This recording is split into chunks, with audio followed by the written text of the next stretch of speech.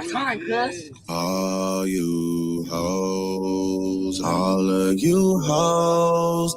At least while I'm there, I want to get a few hawkers in. I want some hawkers. Hawkers. Sensational. Sensational. Oh my God! Did you see what Keith did? Yeah, where were your children when you was living in Brazil? In your girl's mouth, nigga. Yeah. Give me the loot. Spin the check and get it right back. I got beans, greens, Perfect. potatoes, tomatoes, Perfect. lamb, rams, Perfect. hogs, dogs, Perfect. chicken, Perfect. turkeys, rabbit. You Perfect. Here we go. So I wanted to do hood rat stuff for my friend. Honey. What's going on, everybody? Class is in session. My brother from another mother is not here right now, but he will be here very soon. Foreigner. Shout out to everybody in the chat. I see you guys. We got Mr. Miyagi in here. Mangelo's in here. Cornell's in here. Calais God is in here. Calais says, yeah, ho. Shout out to Calais God.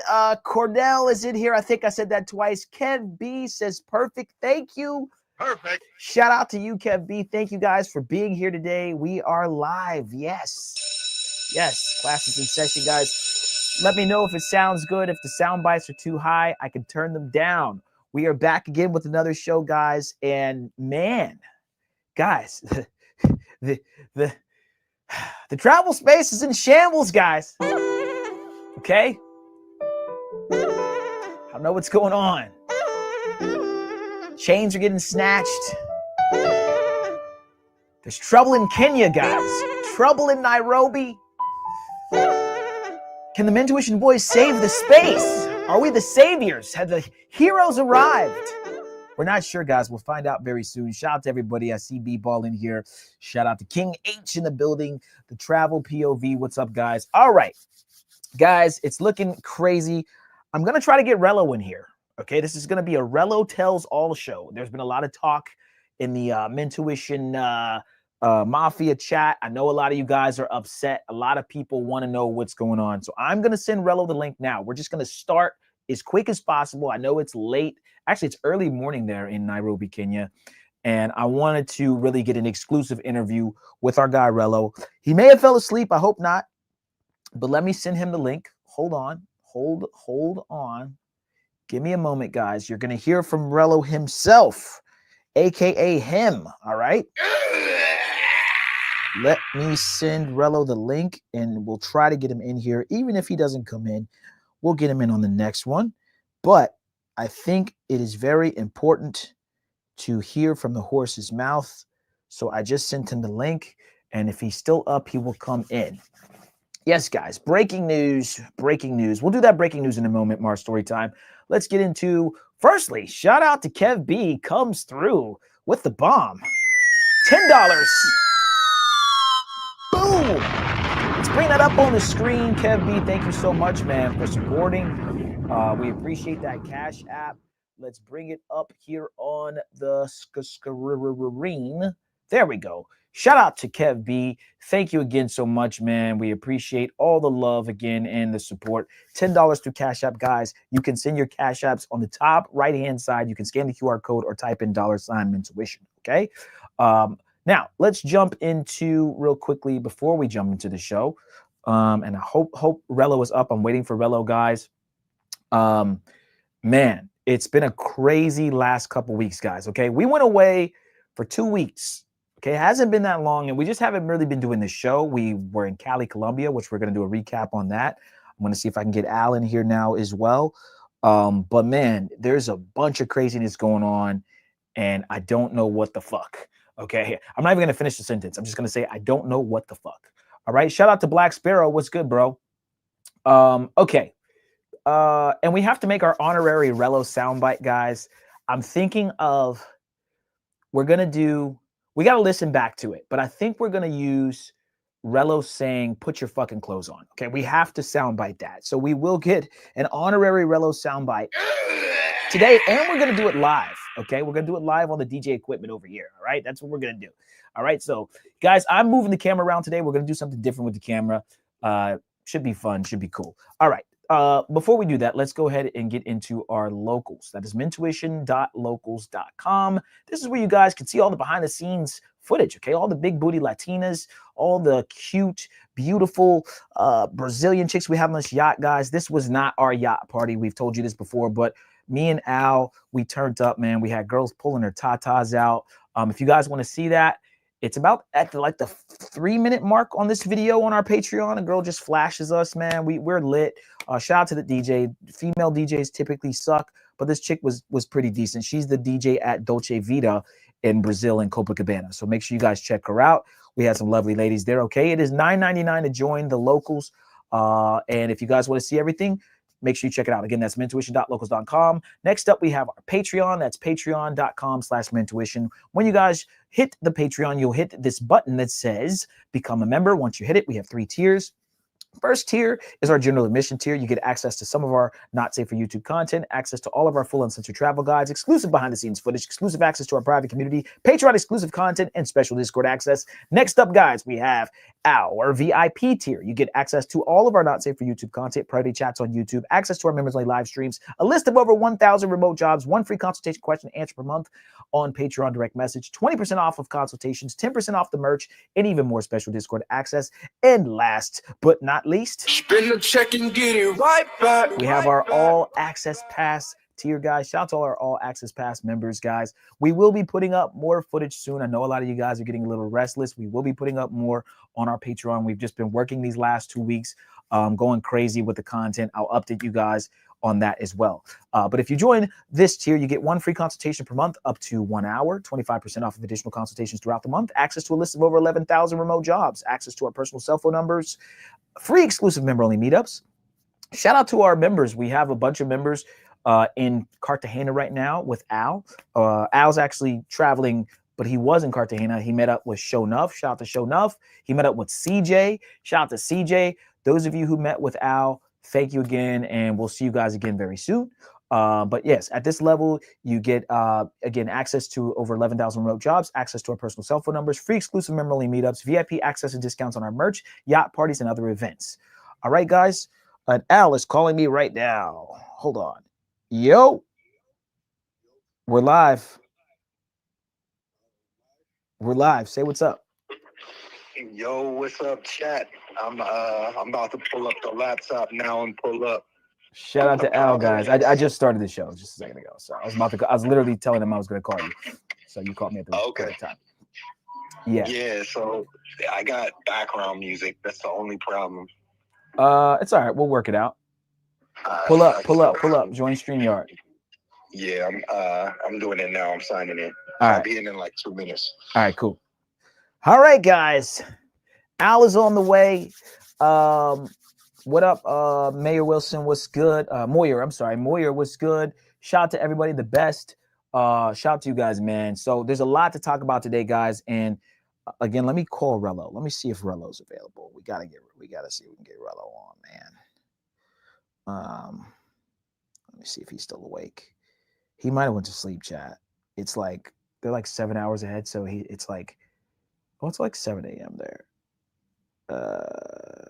He might have went to bed. Chat, should I call Rello and wake him up? Is that fucked up?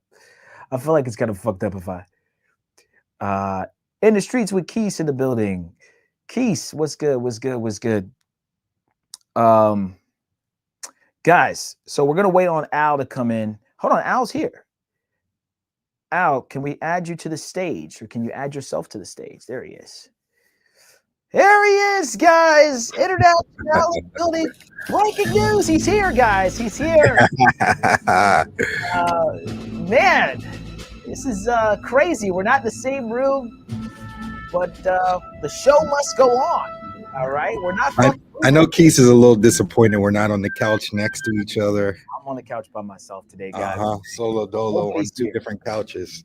Nobody's here. But yeah, man, it feels good to be back. We missed y'all. We haven't been able to do a show for a while, so it feels good to be back. What's going on? What are we talking about? I haven't had a chance to watch anything either because I've been on lights all day. So Rello, I'm debating if I should call him. I don't want to be a dick and call him. I mean, we still have a lot to talk about. We can get him on later. Fuck it, man. I'm calling. Call him. Fuck it. Salute to everybody in the chat. Salute to all the subs. Hold on, man, there's been a lot of craziness going on this week. Let me see the answer. He might be asleep. He probably fell asleep, chat. I told him I was gonna go live like an hour ago. Yo, you sleep? All right, I sent you the link. If you want to pop in real quick. All right, yeah, it don't gotta be long. All right. Yes. Breaking news. Breaking news, guys. RELLO himself is coming on. He sounds like he's asleep, but it's okay. All right, he's coming in. We're going to talk Kenya. We're going to talk Nairobi. Surviving Nairobi, guys. Can RELLO do it? Is he going to make it out alive? What's going to happen, Al? I'm not sure. Okay? This is a sad day in the Passport Bro space. Everyone's crashing out. Chains are getting snatched. This is a big deal, guys. And we're going to get J-RELLO Tell Your Bitch I Said Hello in here. Al, I do think we do need to make honorary sound bites for RELLO today. We need bitch put your clothes on or whatever it was. We're going to need, we got to listen to that whole thing. I've split people for less. That's definitely got to be. That's got to be on there. But we need new ones from this whole situation because where is my I split people for less? Shout out to King H too. Hit the Cash App, hit the PayPal, 100%. Guys, we are doing some pretty big things in the space right now. Steve got some craziness going on tomorrow. Yeah, some groundbreaking. I don't think he wants to reveal it, but I've already revealed it. Okay, if you know, you know. If you know, you know. He's doing some craziness tomorrow. I'm doing a lot overseas. So yeah, continue to support. Shout out to all the supporters that we linked up with. I've linked up with Shownuff and CJ yesterday. Man, we were just going shot for shot yesterday. Had about 10 shots each, kicking it with some stammies. Y'all niggas crazy. Yeah, it was lit. And I think he's gonna do a yacht party. I gave him the connects for that. But yeah, I'll say less. Hold the phones. We got him in here. J-RELLO. Breaking news. You hear me? Less. Breaking news, guys. J-RELLO was in the building. The man, the myth, the legend, Himothy. Hemi Hendrix. Give me another one, Al. Him Kardashian. Him Kardashian. Hemi Kimmel Live. What All was right. him? What else we got? What was himself? Can't remember. Yeah. I don't remember. It's okay. The Nairobi nemesis is in the building, guys. He is here. Shout out to J-RELLO. Tell your bitch I said hello. J-RELLO, welcome to the show, man. Whoa. Was good, man. I appreciate you, bro. I know it's early morning there, man, and I really do. It says a lot for you to just jump on the show, man. And thank you so much, man. I'm not gonna take too much of your time, RELLO, but I just really wanted to bring you on, man, to see how you're feeling, check the temperature, see what kind of spirits you're in, you know, and just really, you know, ask you a few questions about just the whole trip overall. First and foremost, man, how you feeling? Like, how's your mental right now?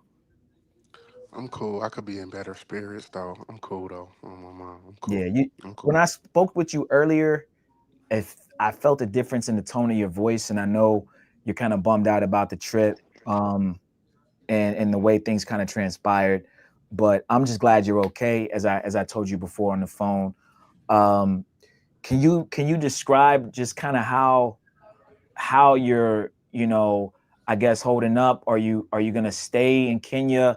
What's the temperature like, you know, there as far as like the people? Are you getting recognized, or are you able to move freely? No, I'm not like getting recognized. I'm hot out here, you know, from the people who know, you know what I'm saying? So I'm not like, like getting recognized, like step outside and this. I'm not like that, but I've been staying low key. It's a big city, it's vast. Mhm. Everybody's kind of in their own world, which is good. So, um, yeah, man, I just kind of been staying low. I'm gonna give it a few more days, and then I'm gonna call it one on here on my mom. Yeah.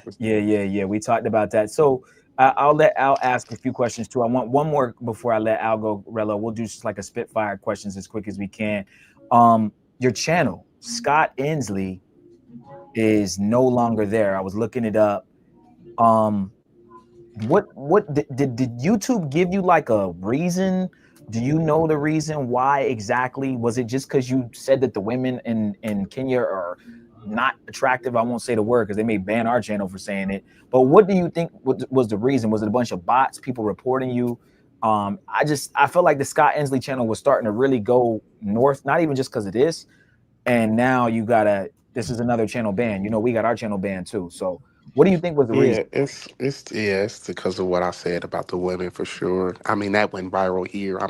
That wasn't really like a big deal there where you guys are at, but it was kind of like it was the one situation went viral in the U.S. and then one situation went viral here. So they just collectively got me together over what I said, and I didn't think it was that big of a deal, but they took it really, really to the heart. So looking back, it's a learning lesson. I never would have thought that my whole channel would get taken away. If it was monetized and I had 100,000, I'd be sick as fuck right now. But Hell yeah. so Al, did you it's have some questions for Rello? Two, I don't want to Of course, I of don't want to hog course, the of airspace. course. What up, Rello? Glad to hear you're doing well. Do you regret how things turned out, what you did? If you could do it all over again, would you have done it the same? Would you have done things a little bit different? yeah, I would have definitely done things different. I didn't mean to really disrespect you on about. I come to these countries to genuinely experience them, have fun, enjoy the people, the atmosphere. Just to see so many people hate me for what I said was just kind of like, whoa, like, you know what I'm saying? Like, I didn't really mean it like that much, but you know what I mean? I'm sorry, type shit. So, I mean, long story short, it's just one of those learning lessons. You really realize how much influence you have when situations like this happen, where it's like you could just say some shit and now you jammed up with no channel behind it. So it is what it is for sure. Well, Rello, go ahead. My bad, Al. Go ahead. I was gonna say now, a lot of people in the chat, they're saying it's not just the whole what you were saying. It's kind of like the way the optics looked, the whole situation with you and the woman, and you're threatening her on camera, and then also, I don't know, like what happened. Did it get physical? Like, walk us through kind of like what happened with that. I mean, it's she attacked me. I restrained her to defend myself because I mean, who lets a woman just keep attacking them? I mean, you could really get hurt from a harmless woman if she hits you in the wrong spot and the wrong type of force. So that's pretty much what happened on camera. I mean, I don't never condone hitting women, never pride myself on hitting women. It just was one of those situations where I was recording her, obviously, aggravated with the situation. Kind of that was really out of my character also. So she hit me, I restrained her to defend myself, and then long story short, it went to World Star and Rello went viral again. I mean, but the situation with what happened with my channel, that was like two separate, like those are like totally separate because like the stuff that happened with that wasn't like on my channel. That was just me speaking my mind was the shit that was on my channel that like had like the Kenyan people. So it was like basically like one situation had the US outraged with the physical shit. And then here in Kenya, the stuff I said had them outraged. So it was like working in tandem type shit. You see what I'm saying?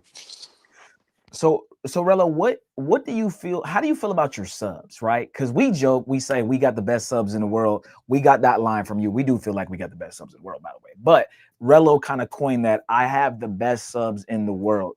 Do you feel like your subs have turned on you to some degree, or at least do you feel the love, or is it just maybe it's just a little too hot right now? You know, I feel like, you know, your subs have been super supportive. There's a lot of people right now in our chat that are upset.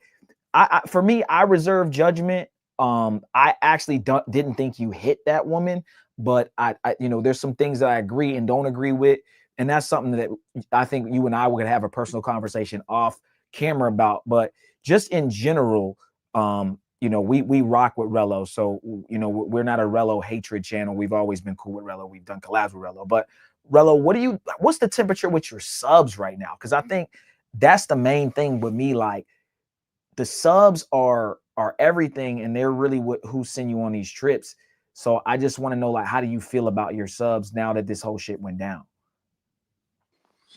I mean, I still feel like I still got the best subs. I mean, obviously, who wants to be associated, you know, when the optics look like this, you know, behind some stuff like this. So, long story short, I want to say that, but I still raised $1,000, even though, you know, I had put it together the 2K situation. I had raised 1,000, you know, in the midst of everything that happened. So, I mean, I still rock with my subs. I still care about my subs, but it was kind of like a situation where, you know, I was hurt that you know, I didn't get like as much of support as I really would, but I did understand, you know, being that the situation was the situation. So, I mean, long story short, my subs will really never like really forsake me, you know what I'm saying? But because understand how just looking from the outside in, you know, it would be tough to support, because I mean, my subs love me, but like they don't know me well enough to know that's not me. You know what I'm saying? Like I'm just a entertainment guy to them. I won't never like conflate it with like I'm their favorite person in the world type shit. Like I know what they come to me for. They watch me for. They watch me for entertainment. I deliver the entertainment. They do. You know, they send the money in, and it just works. It works that way. So long story short, I still feel like my subs are rocking with me. I do feel like I lost a little bit of support, but I think the people that still rock with me for sure, for sure. I ain't gonna lie to you. What do you think about all the people? It seems like, personally, somebody has said that you were going live earlier. I didn't get a chance to see anything because I've been flying all day. But I went on YouTube and I'm searching for Scott Ensley or I'm searching for J-RELLO, and all I see is every other person's channel kind of making hit pieces, monetizing off of kind of your misfortunes. How do you feel about kind of that? You know, was everybody just trying to kind of make a buck off of what you got going on, and you know, it's not really the best situation for you?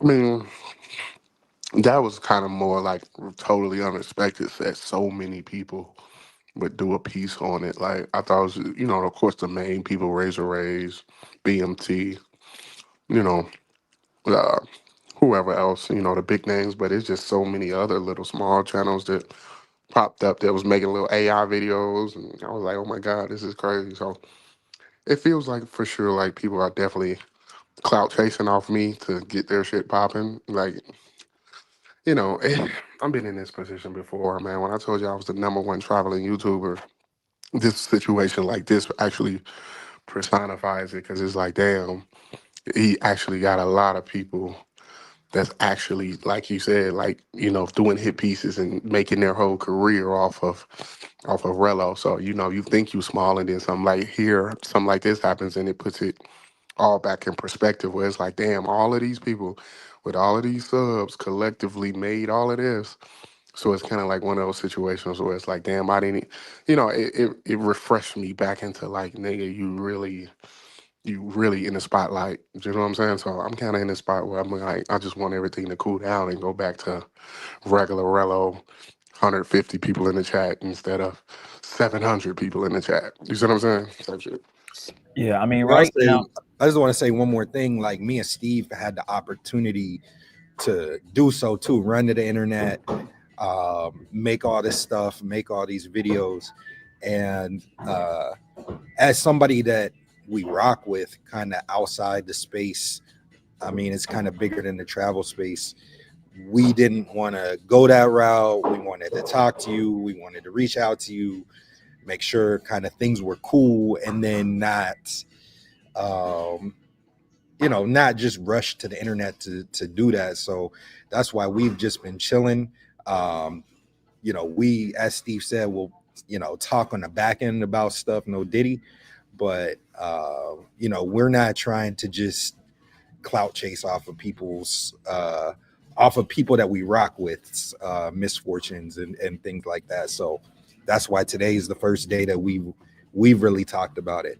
But somebody in the chat said we're being soft and biased. Guys, if y'all have anything y'all want to say, any questions y'all want to ask, super chat it in, cash app it in, cash app preferably, and we'll read it. We're not trying to be soft or biased. We're just trying to, just kind of uncover the truth. And we're not the type to just go and make hit pieces on people that we've gone online, been on trips with, said that, we rock with. We're not, we just don't take that approach. So. Yeah. And I want to just comment real quick, guys. We're not going to sit here and bash people online. If there's any issue that we had with Rello, we would tell Rello behind the scenes, or, we would even, talk to him personally on the phone, whatever we need to do. We're just trying to really get more information out of Rello so you guys can understand where he's at, where his mental space. So this is not, if you have a question, you want to say some slick shit to Rello, super chat it in, you know what I'm saying? And we can read it, as long as, you know what I'm saying, it's not anything too crazy. But, here are the facts, right? When whatever happened with Rello happened, the camera was hit out of his hand, or the phone was out of his hand. All you heard is noise from that point. Could have been him hitting her, like some of you think, or her hitting him. You guys don't know. So I'm a smart person. I don't hear noises and go, hey, he must have beat the shit out of her. Damn it. No, I'm gonna reserve my judgment and talk to Rello personally, ask him what really happened, so on and so forth. And from what I heard, that's not what happened. He didn't hit her. He's not a R word, as some of you guys are saying in the chat. Again, guys, keep it respectful. We're gonna ask a lot of questions, but we don't have too much time with Rello. But it's more so like, I know a lot of you guys are upset, and I get that. Like, one of the things I understand is that even Rello, like, it was a trip that happened where he's now, Rello, already was known, but now this is like a super viral thing that's negative. And now you got people that are in Nairobi, in Kenya, that are fucking pissed, right? It's not like Rello's first time going viral, where he was just at the airport or whatever. And that, like, this is now a situation where it's making the world star. And then, as Rello told me, Kenya's equivalent of world star, of him talking about the attractiveness of the women. I do want to ask Rello, we're not going to get you to say it again, but I'll just give my opinion. From what I saw, I thought there were some very beautiful women, especially some that you brought on the live. Is it Brazil? Is it Medellin? And we can even just pick black women. Like, if you're picking like Afro Colombians or whatever, like, I think that the women were decent, but I didn't see anything crazy. It's not like I said, like Cartagena or Medellin, you walk out and your neck's turning. Now, does that mean your channel should get banned because you're giving your opinion on the attractiveness of women, or you use UGLY as your term? I don't know, man. Again, I think freedom of speech, people can say what they want. People say the women in Peru are unattractive. You know what I'm saying? Like, they call them all kinds of words. So I don't know exactly why your channel got taken down, but if it was because you said that the women are UGLY, that's crazy. To me, YouTube taking a channel because of that is wild.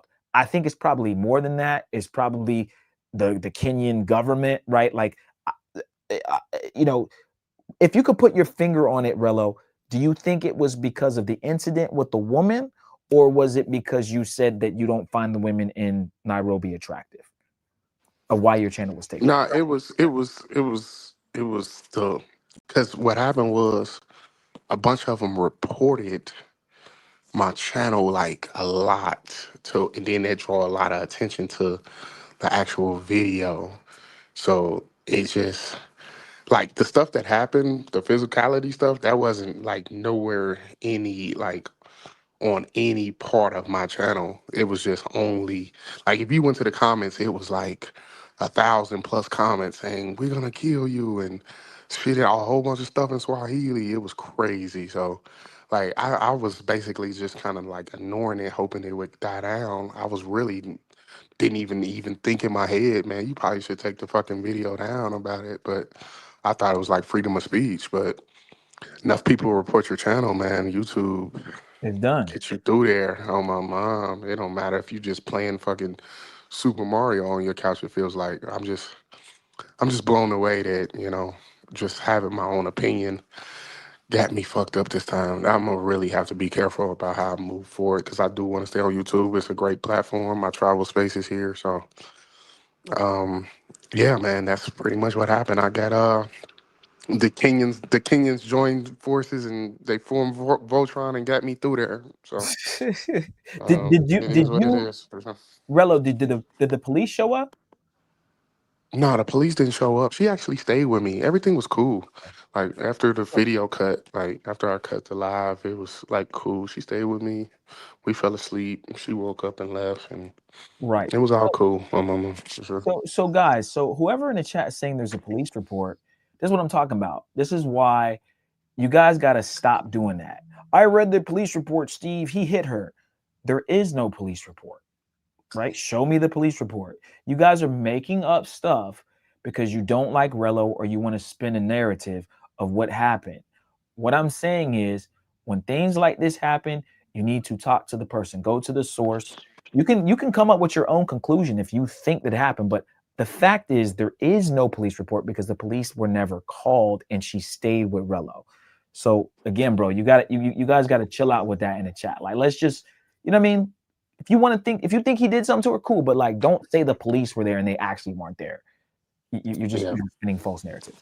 Yeah, false narratives. You know, people gotta juice it up worse than it is, and that's what made the situation worse because it was like all of these narratives. You know how it be, niggas trying to drum up drama out of an already crazy situation. So, like I said, I'd apologize to the women. I apologize to my subs. I apologize to everybody. You know, just a crazy situation. I really wish it wouldn't have went that far. I look back on the video like, oh my God, that's not me.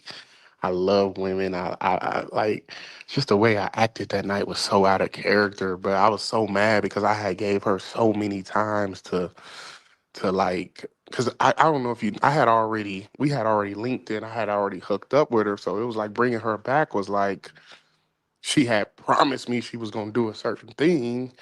And then she reneged, and I was just, because I had asked her like at least 10 times, like, you sure, you sure? She had like swore up and down. So it was kind of like, I just felt like I was just so finessed in that moment. And I just immediately got super mad because I'm like, I didn't even need you. You know what I'm saying? Like, so it was just one of those situations. I just, you know. Well, that shorty was tripping from when you first brought her on the first live. So she was already kind of like doing too much. Yeah, for sure. Situation. But you know, if she stayed afterwards, you know, I'm actually surprised just given how everything heated up in that video. But you know, like I said, like people just want to spin narratives and create fake police reports or whatever. That's cool, whatever. Al, did you have another question for Rello real quick? You're on mute. Stupid. My bad. Wanted to acknowledge a couple super chats from some of our biggest subs. Shout out to King H in the building. Oh yeah, King H dropping us a super chat. Shout out to Kev B. If you want to play the shit. Oh yeah, of course. Shout out to Kev B. I wish I gotta, man. I would stay on, but I just got this shorty, and I'm being so rude. She like Rello got a shorty. Well, yeah, man. Listen, we gonna have to do something where I can give y'all an exclusive, man. But I'm just being so rude. No, it's She's cool. like, come back to bed. What we'll do, Rello, is we'll do another show where we'll do like a Rello tells all. Or we'll get more in depth and get more information. But I'm happy you came on. We'll get you back on later. I appreciate it, bro. Thank you guys so much, man. I appreciate y'all. Y'all know y'all always good. We like family for sure. All right. Yes, sir. All right, y'all. Y'all be safe. I got to ride. All right, guys. J-RELLO, tell your bitch he said hello. He's got a girl in the bed, guys. So he's still getting girls, chat. He still got girls over. Obviously, he's not as hated in Nairobi as some of you guys think. Let me go ahead and play this real quick. Shout out to Kev B. Money work. El mundo quiere dinero.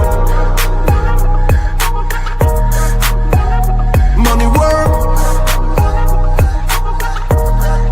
Se arregla con dinero. Money work. Si me quiero educar, dormir en algún lugar, un lugar para trabajar. Also, shout out to our guy, King H, man. Thank you so much for the donation. Money work. El mundo quiere dinero. Money work. Se arregla con dinero. Money work. Si me quiero educar, dormir en algún lugar, un lugar para trabajar. Shout out. Thank you, Kev B. Thank you, King H, man. Thank you, guys. I put Kev B's up earlier. All right. Yeah, it's all good. Thank you guys so much. So yeah, guys. So we're gonna do another exclusive interview with Rello in the next few days. We're gonna let things kind of simmer down. We'll bring him on. And we'll kind of really ask some more kind of tough questions. I really had some more I wanted to ask him, but you know, he seems like I mean, we can do a poll, no Diddy chat. Do you guys think Rello is sorry? Do you think he genuinely feels bad for what he did? Do you think that, you know, you know, a lot of you guys is passport pookies are ruining the space? That was one of the titles I seen. Do you think he's ruined Nairobi, Kenya for other people that want to travel there? Do you find the women of Nairobi attractive? Right? Some of you guys were agreeing with them that you guys didn't think that the women were attractive, right? So it really comes down to, you know, personal preference as far as it comes to women, but also, you know, what's your thought process? Al, do you think he's genuinely sorry about what happened?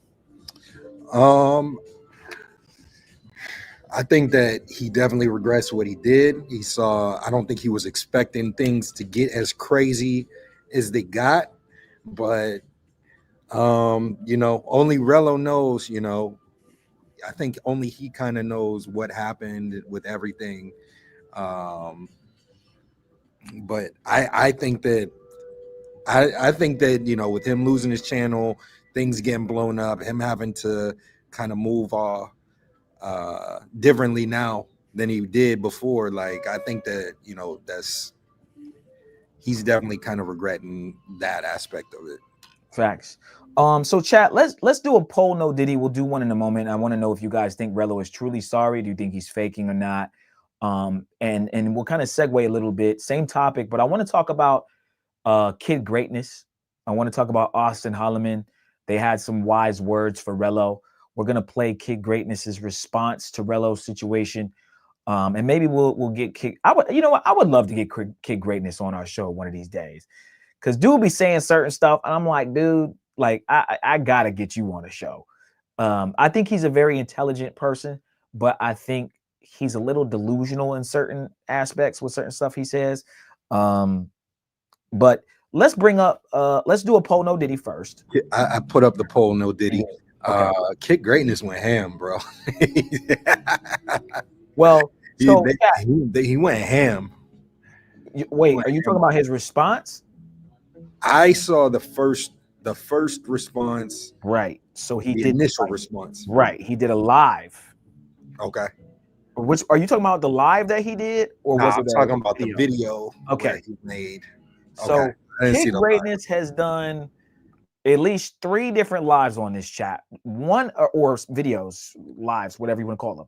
He went live right after it happened, and he was talking mad shit on Rello. Okay, he either privated that or put it behind his paywall membership. Then I think he did another one, which is what Al's talking about, which he was going crazy again. And I don't know if that's still up. I don't think it is. And then he did like a formal, like, you know, trying to be cool, almost politically correct response to Rello, which is the one I'm going to bring up because I'm not signing up for his damn YouTube membership. And I don't even think he'd put it under there anyway. And I want to know what you guys think. But this, one of the things that bothers me about him, and I would tell him this if he came on our show, bro, if you're going to talk crap, man, just stand on it. You know, you don't have to private. We don't really private any of our beefs or issues with other YouTubers. Any beef that we've ever gotten to or problem we've ever gotten to, I leave it up. I'm not privating it. Like, especially if I'm not saying nothing mad wild, like I'm not talking crazy shit. Like I'm just really you rag on me, I'm a rag on you. But I you know, the title is "We Won't Let Bad People Ruin Kenya," J-RELLO. Okay, so let's just play a little bit of this. And you guys can let me know if you agree. You know, we gotta get this guy on because I think we have a difference of opinion on a lot of things, and we can kind of set him a little straight, especially with this chain. Where we'll talk about his chain getting snatched, but even that, it's like you shouldn't be wearing chains. So it's kind of like these guys travel a lot. Some of them even travel a lot more than me and Al, but they still are making these rookie mistakes that I just don't understand. And he was trying. So today when I woke up, I found a very, very disturbing video in my inbox. Put your clothes on now. African American man by the name of Rello attacking a Kenyan woman, and he was trying to like. Okay, we'll stop it there. Okay. Again, I know some of you guys, this is unpopular opinion. He was telling her to put her clothes on, put your clothes on. She attacked him first, and then the phone was on the ground and we couldn't see anything. We heard noises. See, like, that's what I'm saying. I'm not caping for Rello, but you're saying he attacked her, right? She actually attacked him, and then we didn't see what happened afterwards. That's what really happened. That's the truth. Again, I'm not taking sides. Maybe Rello did hit her. I don't know. But what I'm saying is we have to, you're right. And context. Shorty works for some agency. She's a working woman, apparently. Rello paid her a certain amount. She said she would do something. She didn't do it. Basically, she ripped him off for his money, right? And now, and then they got into an altercation. That's what happened. But the way he's framing it is very interesting. An American man by the name of Rello attacking a Kenyan woman, and he was trying to like record them having sex or something. I have no idea what he was really trying to do, but the gist of it, he was trying to record them having sex. The Kenyan lady didn't want to do it. They got into an altercation, and then he ended up putting her hands on him. Now, first of all, I want to say he is not a representation of African Americans. Like he's like the scum of the earth right now. He's already known for having. I don't even know how he even got into the country because he already has like a record and all this shit. But I do know Rello. He is a fan of my content. He has reached out to me on multiple occasions. But me, I try to give people guidance. Like if I see somebody's going down the wrong path, and somebody has like a checkered past, I believe some people can have redemption. So I tried to offer him guidance and all that. And he didn't listen. And now he's ended up in the situation he is. Now, I don't want this to turn into Now, mind you guys, this is after he was talking wild shit on Rello. So this is the politically correct video after he kind of really slammed him. I wish I don't be screen recording shit because I'm just like, I don't care enough. But he definitely was talking mad shit on Rello. And I think even Austin was too, but he was for sure. Again, guys, you guys are playing semantics with he pulled the covers off of her and he did this, he did that. All I'm saying, guys, is that, you know, did anyone see Rello put his hands on the woman? No. So you can't just blatantly say he attacked her physically. You can't, right? And that's it just is what it is, right? I'm not caping for him, and I'm saying maybe he did, maybe he didn't. But you guys are acting like there's a video of him smacking this woman. There isn't a video out. Show me the video, and I'll change my tune. Talk about what I saw is different. Okay. We're just going on facts. Al, were you going to say something? Yeah, and if he did put hands on her and it wasn't a life-threatening situation, I'll speak for myself. I think it's wrong. I think the only way you should really put your hands on a woman is in a life or death situation. Really, I mean, even if they hit you or they do something, depending on how they hit you and where they hit you, a lot of times the shit doesn't even hurt a lot of times, but sometimes it does hurt. And sometimes they are trying to hurt you. So if they are trying to seriously hurt you, or if it's life or death or something like that, then that's different. But you know, it's if we saw a video of that happening, we would say that that's completely messed up. That's completely wrong. What Steve's saying is there is no video of that happening. So we don't know what exactly happened. So that's why we're not saying who's right, who's wrong. We don't know the whole story. I don't know the whole situation. I don't know if the woman was wrong. I don't know if Rello was wrong. And that's why we did the poll, to kind of get y'all's ideas and opinions. And we can open the panel too if guys want to come up and talk about the situation and talk about it. But for what Steve's saying is for people to then not know the whole truth, not see the whole video, then mass report the video, saying that he did things, and then with Kid Greatness saying that he did things that did not happen in the video, saying he doesn't know who he is, saying that he's a fan of his channel when he's the one that invited him down, you know, and Austin and them were cool with them. They did multiple lives together. That's messed up. That's what I can say. For the way Austin and him handled the situation was messed up. What I will say is it's different when you live in a country. Kid Greatness lives in Africa. Austin lives in Africa. They worked hard to build up Africa, build up Nairobi. Austin's responsible for pretty much everybody, every black dude. I'm not gonna say everyone, but like a good vast majority, high 90 percentile. Nobody was really checking for Kenya until Austin went there and kind of put it on the map. So they have a brand that they've established. They have, you know, things that they've worked hard to build together, and they don't want it to be ruined by, you know, some bullshit behavior. So that's all Steve's saying. We're not taking sides. We're not taking Rello's side. We're not taking the chick side. And if we have something to say to Rello, we will tell Rello. We have his number. We can give him a call. But as you saw, me and Steve were one of the few channels that stayed out of this conversation until we actually spoke to Rello. We talked to him. We asked him what happened. We didn't just rush to make a video. We didn't just go and put up anything online, put out false narratives, things like that, bash them when we don't know the full details. That's just the type of people we are.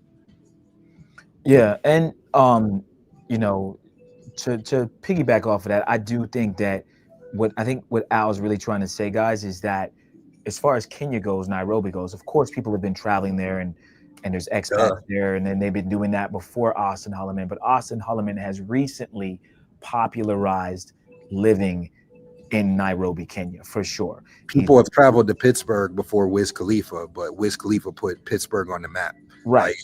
Right. People have been traveling everywhere. I mean, that's a dumb argument. And the word is recently. Yeah. He has made it popular to move there and live there, and he's been pushing, like I said, real estate, apartments, how cheap it is, and it's been working. So this whole debacle with Rello, as Al said, it kind of f's up the money. It kind of fucks up the money, Chad. I'm not gonna lie. Like if you're trying to not get just the money, your reputation, they're gonna look at, you know, a lot of times when things happen, you know, passport bro things. It just puts like a bad stain on like on all black men that are traveling doing things. Being in Colombia, seeing people do dumb shit in Medellin, fighting and stuff, and then talking to the locals about it, and then they look at, you know, me and Steve, you know, in a different light because of certain things that happen, even though we're not the ones doing it. So I understand, you know, a little bit of the thought process with us and Kid Greatness. Like I said, they're responsible for the vast majority. I don't even really care what the percentage is. It's the vast majority of black men that are in Kenya right now have more than likely seen some sort of Austin Holloman Kid Greatness content that made them go over there and travel. The vast majority. So yeah. So we'll continue the video, guys, and then we'll comment on it. It's only a couple more minutes left. And then again, guys, we can open up the panel for any of you guys that disagree with us or disagree with Rello or whatever it is. I'm interested to hear your opinions, and we'll go over the poll after this video as well. No Diddy. Shout out to Fly Out Chase 2 in the building. Met up with him this week, kicked it with him. Dope dude in real life, big supporter of the channel. Had a crazy had a crazy ass night with some situations that happened, but everything turned out really well, and it was funny to laugh about it afterwards. But yeah, shout out to Chase. Yeah. All right, we're gonna play this real quick, guys. We'll finish off the video. But think like this is how African Americans act. This is not how we act. There's so many people coming here doing great things, helping the community. Like just 2 days ago on Thursday, I was in Madeira working with the young tits. That's teens talent. I forgot what the algorithm, but we went out there, we shot a video with them. We offered some support, we fed the kids. And this is just like, and I'm not trying to like toot my own horn. There's so many people out here from the African American community giving back, building with locals. Because I feel like if we work together, we can make a brighter future. Because I know Africa is the future. It is not even a question in my mind that Africa is the future. But we're gonna have like crazy bad actors like Rello pop up from time to time and try to disrail stuff like this. And we can't let this like divide us and be like, okay, it's Kenyans versus African Americans or create hatred. Because honestly, I really love Kenya. I love the Kenyan people. Like I wear my Kenyan bracelet everywhere I go. I never take it off. And I'm just really disappointed. Like I don't even know what to say to this, because like I never would have thought I'll wake up one day and I would see a video like this in my inbox about some nonsense that could have been avoided. It doesn't even make sense to me. But some people are crazy. Like I know that. Some people are crazy. There's a lot of crazy people in the world. And just some people try to take their craziness and then put it on the internet. Like I'm so mad because like I have a sister. All right, I gotta turn this shit off. All right, it's just all right. We're gonna turn it off. We're gonna stop it there, chat. Your mom's black. Your sister's black. Steve. Yeah, like I said, man. I don't condone violence against women. I actually don't agree with the way Rello handled the situation entirely. I understand that in certain situations you're going to get frustrated, but I'm cut from the cloth of you don't believe all women. You don't believe everything that happens. Women can be scumbags too and lie and use whatever they can against men. So I always try to be very open-minded when these kind of situations happen. I do understand that Rello was very emotional. She was also very emotional. This is what happens when you P for P. We went over many stories like this where there's an issue with the chica in Cartagena or an issue with the chica in Medellin and the cops are called or whatever. And the cops weren't called in this situation. But what I'm saying is it gets heated. One of our bigger ones before our channel got banned got like fucking 20 or 30, 40K views, I think, or something like that. And it was the situation in CTG where they were literally dragging the woman out of the room. They were you could see them putting their hands on her. You know what I mean? They didn't necessarily smack her or hit her, but they were actually roughhousing her out of that room. And it's kind of weird. Nobody, Al, really said anything about that. Like, that didn't get as much outrage. And we saw the men grabbing the woman. And I think it was a combination of that and him talking about the women and the fact that Rello is a lot more popular than I don't even think they were YouTubers. I think they just sent the video to somebody, sent it to the wrong person, or put it in a WhatsApp group, and then it got uploaded, and then, you know, got to the hands of the internet. Yeah, let's go over the poll, No Diddy, and then we can drop the link shortly, guys. A lot of you guys are fired up. You're upset about this Rello situation, and I get it. Again, I don't agree entirely with the way Rello handled it. There are some things that I think he could have done differently for sure. But do I think that he and someone said in the chat, he said something, and I'll beat the crap out of you, which implies he didn't beat the crap out of her, because he's saying, if you do this, again, I think it was an emotional response. Wasn't right that he said that. Again, guys, it just looks, the optics look bad. Okay.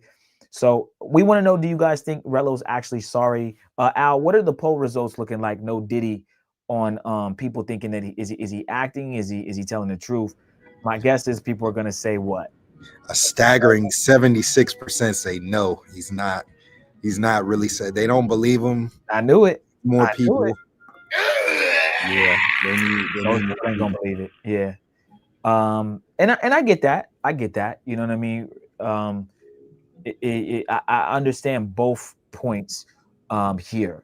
What we'll do is we'll drop the link in just a moment. I do want to comment real quick on Austin Holloman. He also said he didn't condone this type of situation. You know, he wasn't as vocal, in my opinion, as Kid Greatness. Kid Greatness actually met up with Rello one of the days. I think that live, well, that live's taken down now that Rello's channel got banned, but he did actually meet up with Rello. The interaction between those two, Al, didn't really seem that great. It was a little awkward, in my opinion. Kid Greatness didn't really seem to be, you know, too like social with Rello. Rello seemed to be his normal self, but Kid Greatness seemed to be a little standoffish, which is kind of understandable, I guess. Maybe he was just trying to fill out Rello and kind of get a play on how he was going to act. Before we open the panel, guys, I do want to mention Kid Greatness got his channel snatched. I mean, his chain snatched. Rello got his channel snatched, and Kid Greatness got his chain snatched. Okay. And, you know, we'll play 2 seconds of the video. We don't need to play the whole thing here, but I do want to go over that before we jump and open up the panel, because, again, Kid Greatness has 32,000 subscribers. He claims that he wants to give Rello good advice, which is great, but you're walking around with a gold chain on in a third world country, or maybe it's not third world. Maybe Kenya, Nairobi is built up, but obviously there's a lot of poor people there. You're walking around with a gold chain. Your chain gets pulled off, right? And we've been telling guys, and this guy's been to more places than we have.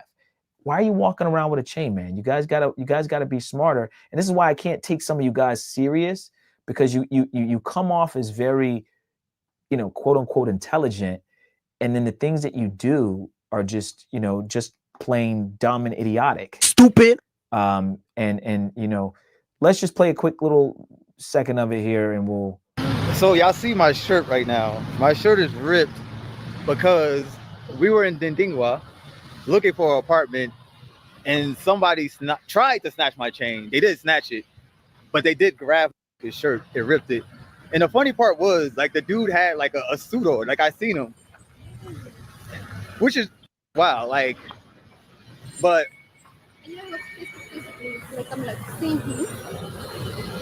And never see. He looks like yeah, that's what I'm saying. Like, the dude had a suit on. He kind of like, he grazed me and shit. It doesn't matter that he has a suit on. It doesn't mean that he's not broke or poor. Again, even him saying that is kind of just, I don't understand that. He had a suit on, so we got to get Kid Greatness on here. So we got to talk some sense into some of these brothers, man. And I don't know if I don't know how much like older I am than these guys are. I know we're older than Austin Holloman, but these guys, one of the things, guys, that I'm learning is age, right? Me and Al don't travel as much as everyone in the space. It's the truth, right? Austin's traveled way more than us. Kid Greatness has probably traveled way more than us. But you know what? We don't make stupid mistakes. And there's something when you have age that still outweighs someone that's just jumping from country to country to country to country to country. Because, you know, I've seen Austin and I've seen Kid Greatness say certain things, and I'm like, yeah, they're young. They just don't understand life, right? Life lessons. Don't wear chains, guys, okay? Just don't do it.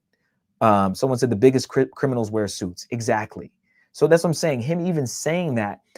My main thing, guys, and we'll move on, is that there's certain people that come in the space. They want to give advice, right? He's talking about how he's trying to help Rello out and give Rello advice. Great. But then his advice is bad, or the things that he does is bad. The decisions he makes is bad. The things he says is kind of stupid. He had a suit on. I wouldn't, if someone took my chain, I wouldn't say, try to take my chain. I wouldn't say, well, he had a suit on. It just wouldn't even come to my mind to say that. So I'm glad he's okay. But again, you know, anybody can have a channel, bro, and say anything. That's the problem. It's crazy. And Austin just had a baby pinned on him, and just like all this stuff. And this is stuff that can happen to anyone, but it happens to certain. It happens in certain situations whenever you make yourself vulnerable, and susceptible to that bullshit a lot of times. How do you feel about Kid Greatness? Or we'll drop the link. We'll drop the link now. We'll talk. All right. Yeah, we're gonna open up the panel for those of you who are upset with us, upset with Rello. You can certainly come in, be respectful, or we will bid you a good day. You can come on. And you got to cam up. Yeah, cam up, and we can have a conversation. You can tell us where we're wrong or where Rello's wrong. Again, on record, I don't agree with the way Rello handled it entirely. I think he could have handled it better. He's viral right now for the wrong reasons, and I don't think it's the end of Rello per se, but I do think this is going to tarnish his you know, what people think of him for a while. And I don't necessarily think he's not going to get no damn, you know, money doing fundies, but it may hinder him getting as much money or as money as quickly until this all dies down. Okay. Jesse Shorts, he cammed up. Yeah, he cammed up. We'll just do a solo layout. Can do you or my layout. Okay. All right, cool. We'll do yours. I'll do mine. Okay. My bad. You can add up. Yo, what's up, brother? Yo, what's up? How y'all doing? Y'all fellas good? We good, man. What about you? I'm good, man. Let me just say, y'all content, I love it. Y'all camera quality, everything dope, top notch, no doubt, right? Appreciate it, bro. So there's a couple of questions, right? So y'all friends with Rello, right? Right. Yeah, Rello's definitely a friend of the channel. So is it okay to tell your friend the truth about, like, if you can't be friends with somebody if you can't tell them the truth, right? So Rello was 1000% wrong in this situation. First night he got there, he got with the chick, right? Now, I don't, have y'all been to Kenya yet? Have y'all dabbled over there yet? Not yet. All right. So he picked them up from what would be the equivalent in Medi, like a casa. All right. So he knows what the routine is. Now the reason is you have the option to stay there or take them out. It's going to cost more to take the girls out. Now, honestly, they feel more protected if they stay where they are. So he knew that from day one. He went there the first night, so he knew that. And to your point, he didn't have a good experience with the one chick the first night. Right. So he had her on camera. She wasn't really feeling the camera the first night, just doing the interview or whatever. So he knew he didn't have a good vibe with her then. So for him to double back, yeah, and just like these girls to say anything for you to pick them, she could have very well told him, yeah, this is it, because she want to go with him again. And he has to notice he's been traveling. And he didn't pay her, he probably paid the establishment, because that's not how it work over there. You pay the establishment pay the girls. So all of this stuff he knew going into this. Now, if you're gonna record the chick, cool. Why you gotta put it on X? Most people just take it. You see these WhatsApp groups, right? They record chicks, but they do it with their phone or something and just stick within the group. Why is he on Twitter with? He got the phone set up like he got a professional studio or something going on in there. And then when the chick don't do what he want to do, he flips out. Now, true to your point, we didn't see him physically hit her, but the optics in that situation, his emotions is high, logic is usually low. So if she hits him or she reacts, 9 times out of 10, he gonna react, which is what he did. Now it's 2, 3 in the morning. He doing all of this stuff. He mad at the chick, tell her to get out. Come on, bro. Like, what is going on here? You totally out of pocket for this. You put yourself in this situation. You way over there, and then you crashing out. And it's not the first time he's done this. He got a history of doing this with chicks. Cartagena. It's a history. So at some point, when is it Rello got to take responsibility? What point does he take responsibility for his action? Well, I think Rello has definitely taken some responsibility. I don't think he's taken full responsibility. I will say this though. I think that someone mentioned it in the chat that this girl either knew she was going to be on camera or she agreed to be on camera. And then once the camera was put up, she may have had some sort of second thoughts that she didn't want to do it. I mean, I want to ask you a question though, because I've said it multiple times. I don't think Rello handled the situation properly. However, okay, we also have to acknowledge that this is a female who is being paid by an agency. So he paid her for a service, right? She agreed from allegedly, she agreed to do whatever it was they were going to do. He said it 3 times before he got mad at her in the bed. But you said you was going to do it. You said everything was okay. So you came all the way over here and you just took my money. He has a whole conversation with her and she's not denying it. She's actually going like, she's not even fighting it back when he's saying it because she knows she's wrong. And then she hits him, right? Just as a man should never put his hands on a woman should not put her hands on a man. When I have my daughters, which I hope I actually have daughters, I don't even want a son first. I'm gonna let her know. One of the first things I'm gonna let her know: don't ever put your hands on a man. The fact that she hit him was wrong too. So I'm not shooting Rello bail, but it seems like for whatever reason we're just completely dissolving her of everything. No one's saying anything that she's done wrong. We're talking about Rello, and I agree he did a bunch of stuff wrong here, no doubt in my mind. But why is it that when you just said everything you said nothing about the bad things that the woman did? That's my question. I'm acknowledging Rello did do bad things. We're not going to absolve him. Maybe he did hit her, but what I'm saying is, why is it in all of what you said there was nothing like, damn, well, she did do this and she did do that? Why? Okay, good point. So let's just say she did tell Rello, yeah, we can be on camera, we can do this, we can do that. All right, cool. So now she led with that, or he probably led with it because he might have had some familiar. He probably been a little familiar with it, having another first night. So he's probably like, okay, cool. Now he's not the first person this has happened to. You take a chick, she get to the spot, and she might switch the price up on you, or is not what you thought. The experience is not what you thought. Now, he's already experienced her night 1. So, yes, she could have been wrong and misleading him as to what he was expecting. Cool. But now he blows up because I don't know if he tried numerous times to get on camera. As you can see, taking the covers off. I don't know what his goal was and how this supposed to play out as far as him getting on camera and what he trying to get on camera as in doing, right?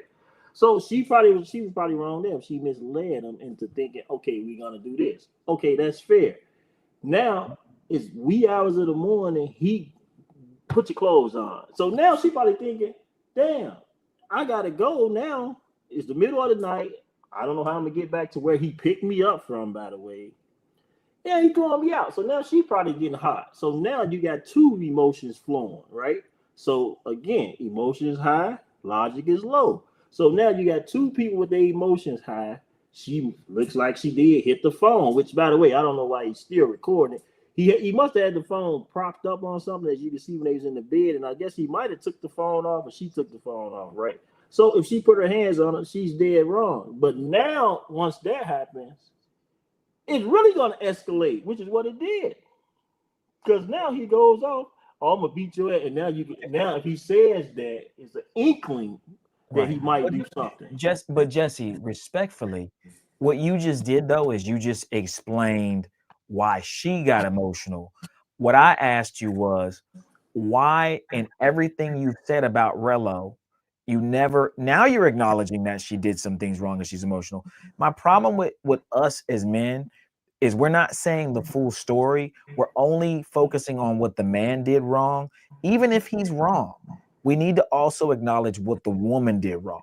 Now you're sort of acknowledging it, but that's what I'm saying is we just have, I agree with pretty much everything you're saying.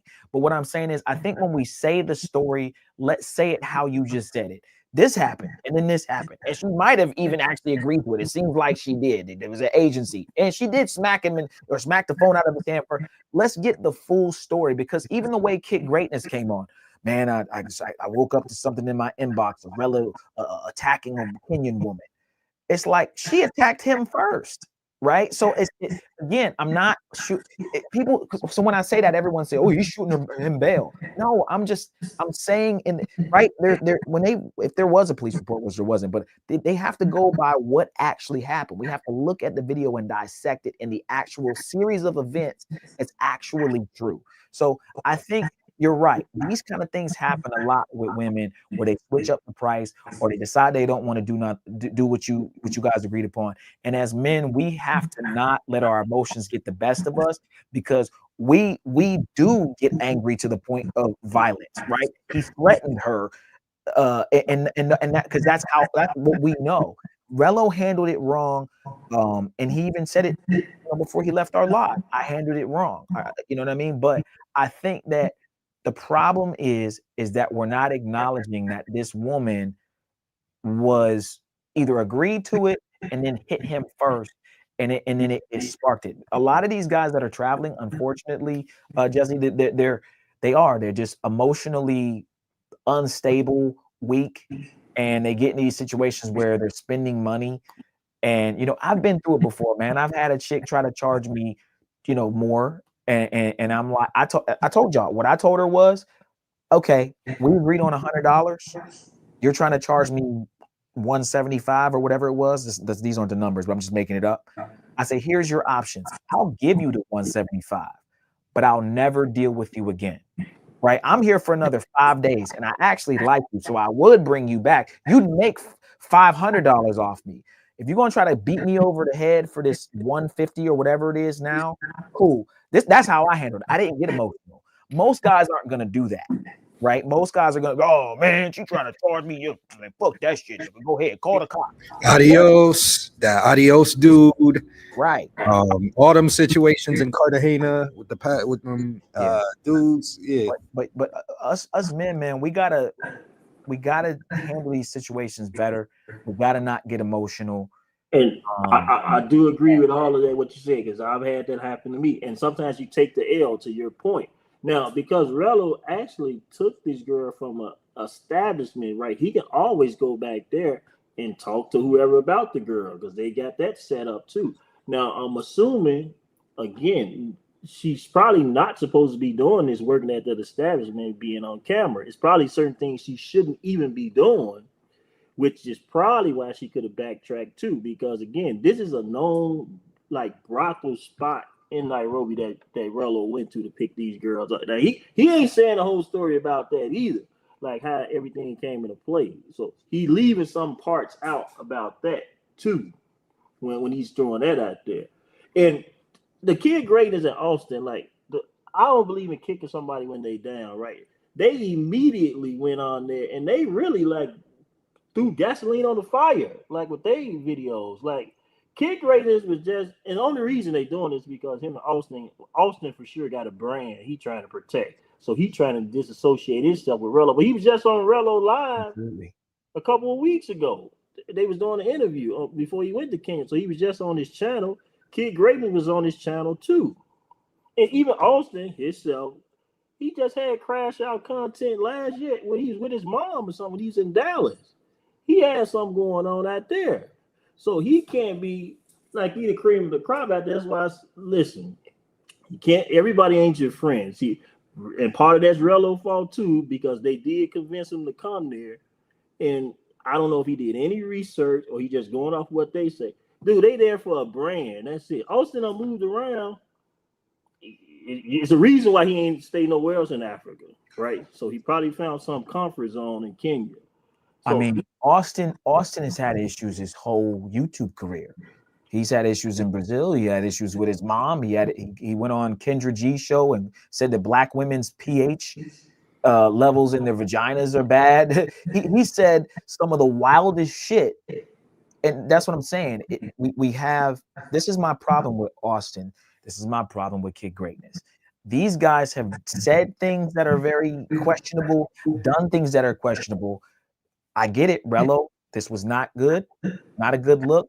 But we have people that have had 3 or 4 non-good looks, right? Have another person that had 2 or 3 or 4 long-good looks, and they're sitting there talking about how this person is, you know, I'm gonna disassociate myself. You can disassociate yourself. Scum of the earth. Scum of the earth. Exactly. I don't know how he got here. I don't know how he even got into the country. You were just on live with him. Right. 3 lives in a row talking about how you all were going to do Riz-offs, how you all were going to link up and do all this stuff together. And then you get online and say, I don't know how he got here. Right. Should I come Kid Greatness? Are the Johns worth it? Are they even that bad? Yeah, you should give them a chance. Come down. We'll show you around. But then you're saying, how did you get here? Yeah. I don't know how you got here. I don't know why you're doing this. I don't know. Right. And one thing about Rello is we can expect Rello to stay true to what he already said the girls were mid. He said he didn't think the girls were attractive before he went on the trip. Then when he got there, he said he didn't, you know, he thought that they weren't attractive. And Rello's been doing the live on the X smashing girls. Now, this is new to a lot of people who aren't familiar with his content, but that's what a lot of people watch him for, right? I would do it. I don't necessarily condone it per se, you know, but you know, what I'm saying is that Rello has sort of stayed true to how he's been, whether it's crash out, whether it's wrong or right. But I feel like Kid Greatness and Austin are the ones who sort of switching up. Like Al said, 1 minute you're on the live praising the dude and you're hanging out with him at a Nairobi bar. And the next minute, like you said, he's a scum of the earth. So he's a follower of my channel and a fan. Right. You know, he said he's a fan of my content and all this stuff. And so it's crazy. So just, I will say publicly, we just wanted to bring Rello on to ask the questions. Behind the scenes, I do hold Rello accountable and I do tell him things that I don't. This wasn't a live to bring him on and publicly, man, you should have did this, man, you should. I'd rather have those conversations with him personally, ask him general questions while you guys are watching, and you guys can decide what you think. Because it's not my personal conversation doesn't need to be on our live with 200 people watching, right? So that's why I was being very, you know, the way I was asking the questions was more interview style, because he already knows how I feel about the situation. You know what I'm saying? And I don't need a bunch of other people to know how I feel. You know what I'm saying? I just want everyone to understand that. No, I agree with that. Yeah, I don't think, because it's so out there now, I don't think you got to keep going over it. I'm with you on that, because some things, you know, at this point, it's just out there, so it's just a bad look on them. And me, myself, personally, I'm not even sure why he hadn't bailed out of there. Like, he's still there, but maybe he got some moving around a little different, which is fine. But now all of this done cost him his channel. He done got some popularity that he probably wasn't looking for. He ain't really enjoying himself over there. He made that obvious from the first 2 days. He wasn't enjoying himself. So he escalated the situation. I would have been out of there myself personally the next day, getting out of there. I wouldn't have been hanging around. He's still, and to your point, Kid Greatness and Austin is just totally out of pocket for that. I don't get. And Austin was on his live a couple weeks ago saying he needs security in Kenya because dudes, he been having some issues going to the club, so he needs security. Now Kid Greatness get his chain snatched today. So you got to watch who you follow, man, and who you listen to, because some of these dudes think they role models. They just models playing roles for sure. Yeah, Austin made a comment about how we'll let the authorities handle people like Rello, or it'll get handled without the authorities, almost like either the police will handle it or I'll handle it or we'll handle it ourselves. Like they were making threats at Rello as if they would physically harm him. Again, we don't know for sure if he actually physically hit this woman. And you know what I mean? I was with Rello up until that part where he was like, I beat you at, and then it you know, that the all that happened. Even though we don't know what happened, I was with him. Get her out of there, bro. Yeah, get up. He was being cool too. The whole get out, get up, get dressed, get dressed. He said it at least probably 7 times, right? And he didn't even really raise his voice. Like I said, in the bed with her. Why would you do that? I paid you, but I paid you, right? He was being real. I can't believe that you did that. Okay, no, you gotta go. He up until that last little part, I was actually with Rello. I don't think he did anything. I mean, yes, he went to the spot and he's peeing for pee, whatever. But I'm saying, like, as far as dealing with pros, I don't really, I guess the recording part. But again, if she agreed to it, all things considered, if she agreed and everything was like he said, you said it was cool, I'm not mad at that. How he was trying to get her out and say, hey, can you just leave? Just leave. It's just to the point where he got emotional once she smacked the phone out of him. Might even have partly hit him, right, or something. You know what? Like I said, we couldn't see after the phone fell, and then you hear him them some situation happening. So it's an unfortunate thing. I don't think it's the end of Rello, but this is going viral for the wrong reason.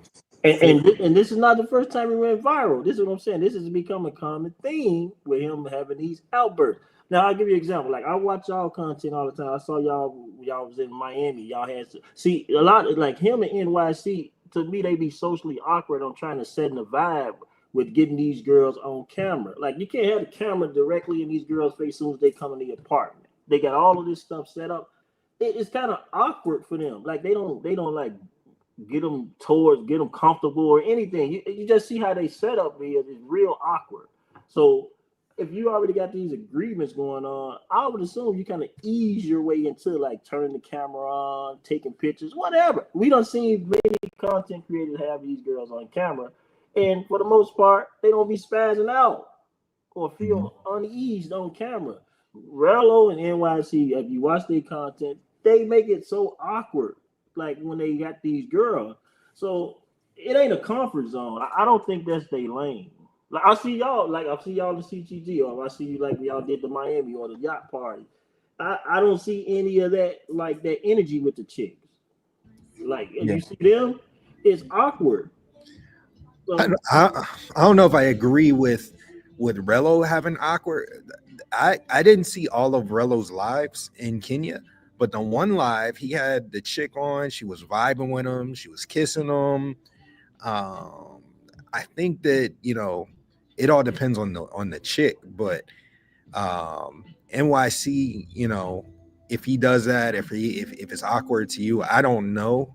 But I'll say like most content creators, I mean, if we're comparing it to us, you know, a lot of content creators aren't going to be able to get chicks comfortable the way me and Steve get chicks comfortable. I mean, there's an art to doing that, having them on camera, warming them up.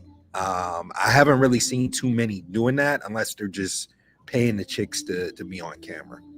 I agree with you. That's fair too. And you're right. Probably definitely NYC have it. He's awkward. You're right. So Rello, a couple of the chicks, you're right. He had a chick he was smoking with on, and she seemed like she was cool. So, but you know what happens, and I noticed with Rello what he does too. He let these chicks read the chat, right? And that throws off a whole vibe. Like he could be fine with it once they start reading. He let her start reading the chat or get involved in the chat. Everything started going sideways. So I don't understand why he continued to do that either. Yeah, women really just they can't help themselves. If the chat's on the screen, you know, Rello makes that mistake all the time. And that the one that he had the issue with, that he brought back and had the whole, you know, situation with, she was reading the chat. And I think that's when things, as soon as she saw the chat saying stuff, she was out of it. So I do agree. That was a mistake. I said that to him earlier today. I'll let y'all in on my personal conversation partly. I said, why did you bring the chick back? That she was already tripping, Rello. I'm like, why did you why'd you try to smash her? And she wasn't even, to me, she wasn't that bad. I thought the other one was actually cuter that was there. So I just didn't understand it. But, you know, if you already see a problematic woman, you don't invite her back. So I'm not surprised that happened, because she was already turning up on him. So I think that we as men, we need to do a better job, not just chilling with women like you guys are talking about, but having better judgment on picking women. You know what I mean? A lot of you guys, like I said, you go to these countries and you're trying to dabble into this whole, you know, some of you guys are peeing for pee, or even just talking to regular chicks, and you can't gauge what kind of woman she is. Immediately when she started snapping at being on the live, I'd have been like, okay, you know what? He told her she could go, but then he let her stay. And then he was like, well, I shouldn't have had 2 Johns on live. Like, that was stupid. I knew I should have just brought one. I'd have told her, hey, you go, or y'all both got to go together.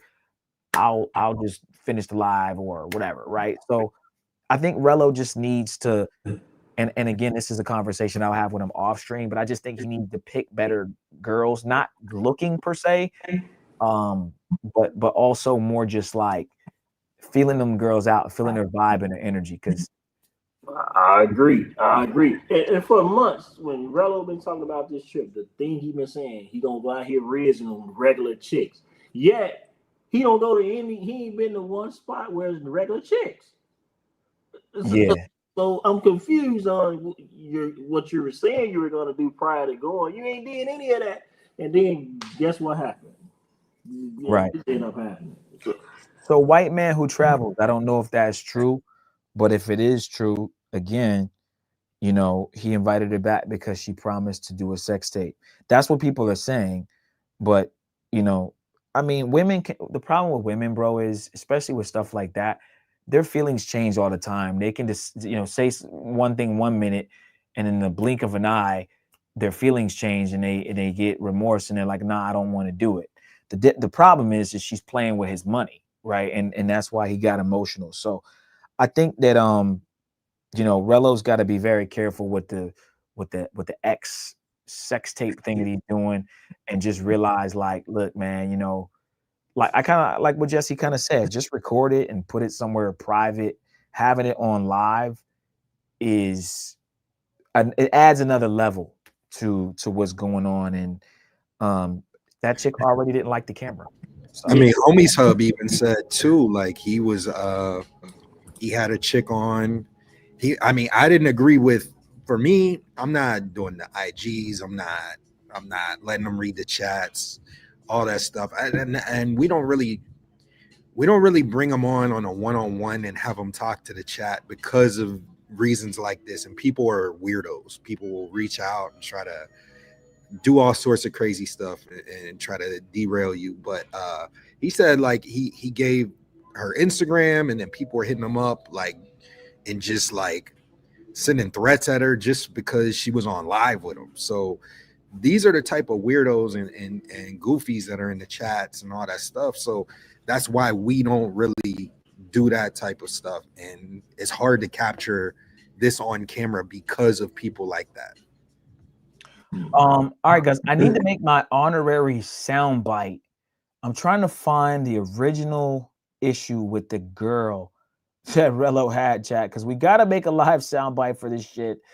Rello is going to get added more. He's got the most soundbites on the board. It's ridiculous. So I'm thumbing through, no Diddy pause. I'm thumbing through our, is this it right here?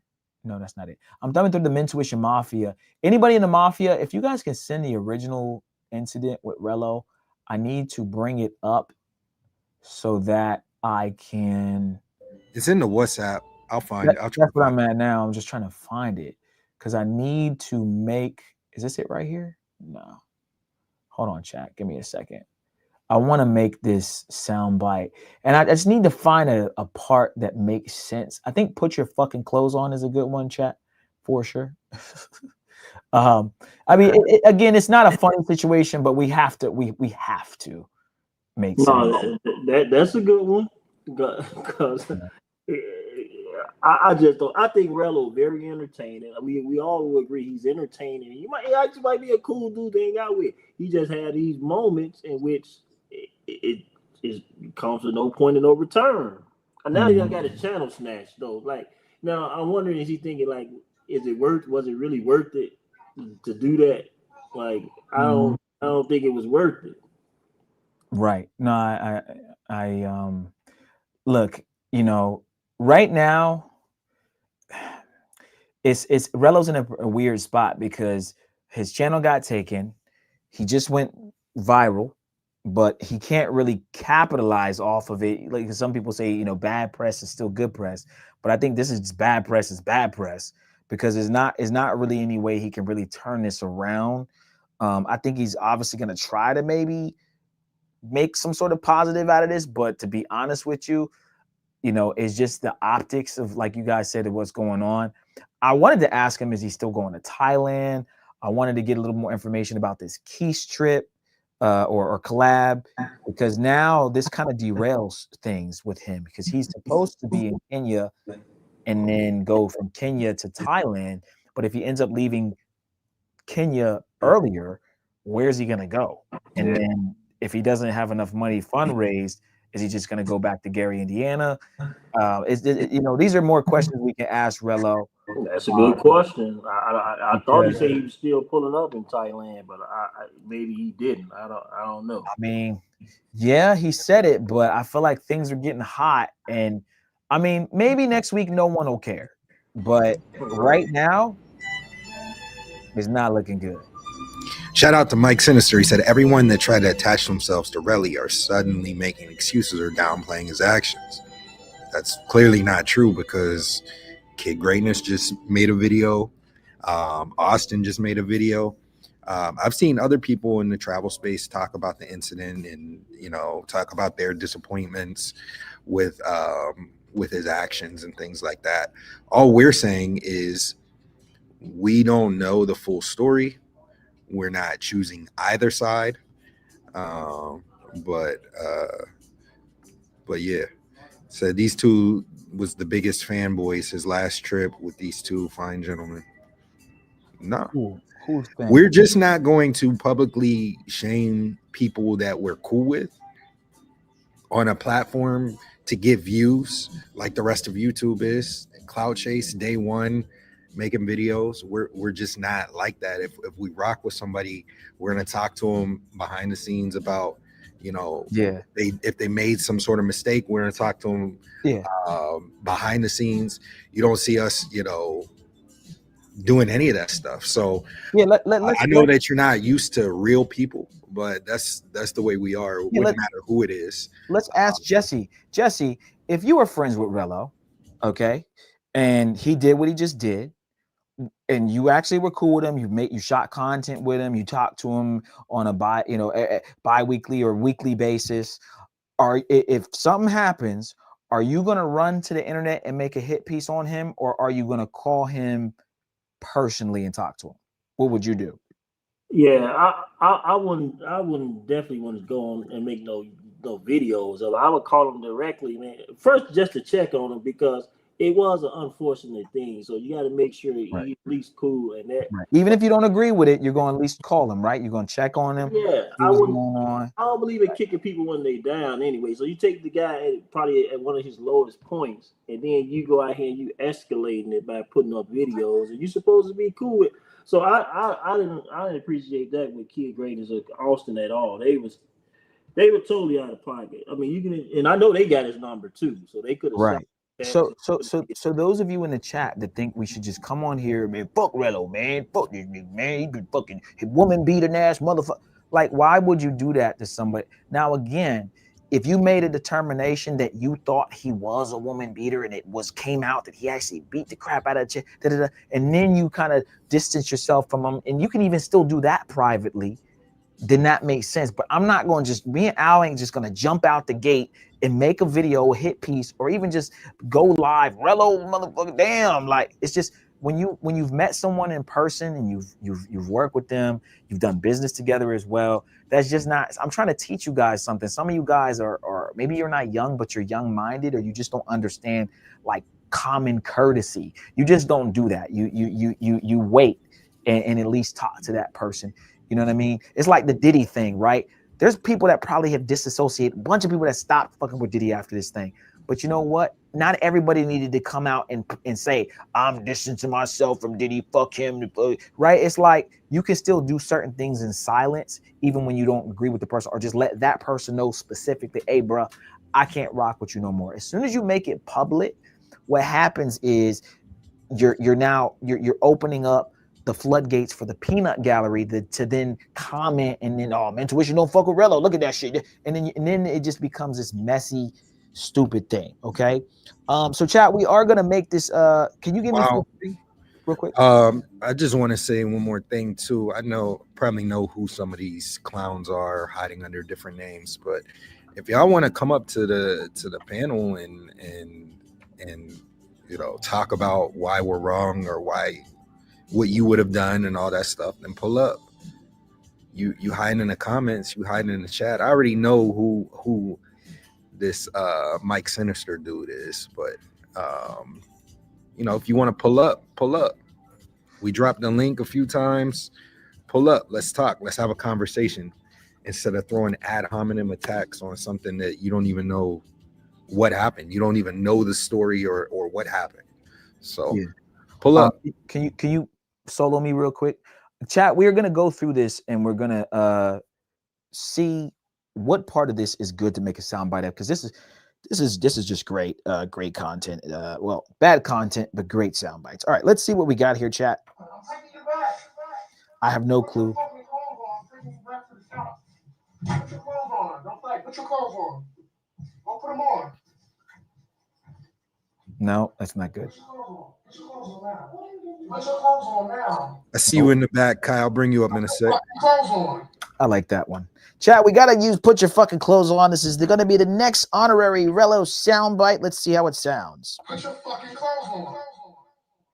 What do you think, Al? A little more reverb? Yeah. Maybe more? Hold on, let me see. I think we need to take. Put your fucking clothes on. Chat, this is what me and Al do before every show. We just chuckle and laugh. Okay, I think we'll use put your fucking clothes on.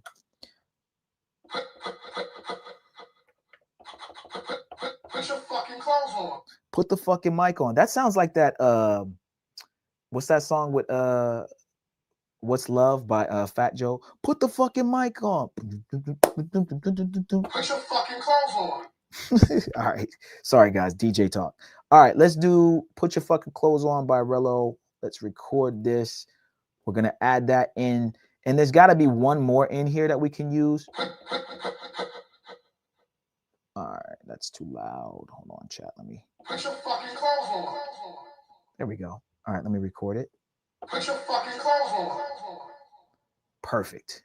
All right, chat, we're going to name this one Put Your Fucking Clothes On, or Put Your Effing Clothes On. Thank you, Rello. Got another one in the tuck. And let's see if there's anything else, chat. Put your fucking clothes on. When I tell you put your clothes on, put your fucking clothes on. Fuck I look like. Should we use Fuck I Look Like? I kind of like that one, too. Yeah. Fuck I look like. I don't know if I like that. Fuck I look like. Nah, sounds weird. Fuck I look like. A little bit more. Let's see. Put